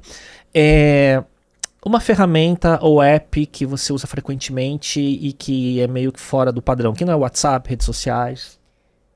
O Google Agenda, sem dúvida. E o Notion. Notion a gente usa bastante, é um negócio que é super interessante. Desde que eu entrei no G4 em 2022, isso foi uma surpresa positiva. Da forma que a gente tem tudo documentado. Isso é o wiki interno de vocês, exato, né? A gente usa isso e usa heavy, assim, pesado, todo mundo documenta tudo, então isso facilita muito a gestão da empresa, porque a gente às vezes fala assim, o que a gente discutiu na reunião de diretoria em julho de 23? Tá lá. A gente abre a ata e vê. E agora é mais fácil do que nunca com AI, né? Exato. Criar a ata também só salvar. Exato. E agora a gente tá usando o Cloud também nas reuniões, aí ele joga... Tendo a taxonomia correta, né? Exato. Tá fácil, né? Então, acho que Google Agenda e Notion já dão um bom basamento aí pra você sobreviver em meio ao caos. Em meio ao caos. E por fim, né, tem alguma frase que te representa? Tem uma que eu gosto muito falando de Ayn Rand, você pode ignorar os fatos, mas você não pode ignorar as consequências de ignorar os fatos. Ou realidade também. Bem pragmático, né? Muito bom. Gosto bastante dessa frase. Misa, queria te agradecer. Baita bate-papo. Obrigada, que agradeço o convite. A gente começa, né, pelos temas quentes, a trajetória, a história, mas no final é sobre conhecer a pessoa, os hábitos, porque eu vejo que assim, os denominadores comuns são sempre os mesmos, né? Igual você falou, né? A resposta para quase tudo é disciplina, né? E no final sempre cai nesses lugares, sabe? Então e uma coisa que a gente sempre fala lá também para os nossos alunos, porque como nossos CP são empresários, a gente fala que não existe CNPJ forte com CPF fraco. Então, não tem como você querer sobreviver com a sua empresa, no mundo corporativo, seja como carreirista ou como dono de empresa, se você não tiver o CPF forte. Então, cuida, né? Entra na parte de saúde, de esporte, de rotina e de disciplina, porque é isso que vai permitir você aguentar, como eu falei, os socos na cara de todo o resto, né? Então, mas obrigada de novo, obrigada aí pelo convite. Só uma dúvida, né? Você falou isso agora sobre o CPF forte. Existe imersão, treinamento sobre essa questão de produtividade pessoal através do treino, esse lado mais de alta performance física, cognitiva e tudo mais? A gente tem uma imersão de liderança com o Fábio Gurgel e com o Maurício do BOP, sabe? Caramba! E eles trazem muito esse conceito de liderança, de alta performance, de resiliência, de como que você monta um time que have your back, que te protege, porque quando você vai falar de uma equipe de competição, como o Fábio tem, ou um BOP que vai subir um morro para tomar tiro, você tem que ter uma equipe de alta performance que esteja em grande harmonia e sintonia, né? Então a gente tem essa imersão sobre produtividade, a gente tem a Traction, que ela é uma imersão de gestão, de temas de gestão, mas o ferramental para ganho de produtividade interno, ele acaba permeando qualquer assunto de gestão interna da companhia, né? Então a gente passa também pelas nossas ferramentas de uso, Notion, Slack e alguns processos internos. Esse negócio de alta performance, se pudesse ter mentoria internacional, as pessoas que eu vejo que é o fit é o David Goggins e o Jocko Willink, né? Sim, seriam os mentores master de vocês, a gente tentou né? trazer o Jocko também para o Brasil. Tentamos. Mas um dia vai trazer, vai, né? Vai. É inevitável. Não deu agenda, mas... Muito bom. Misa, obrigado, sucesso, tá? Desejo aí muito sucesso na trajetória. Eu sei que tem muita coisa pela frente que você vai construir, que a gente vai ver ainda. Obrigada novamente pelo convite, um prazer. Queria agradecer a audiência que chegou até aqui e a gente volta na próxima semana. Tchau, tchau.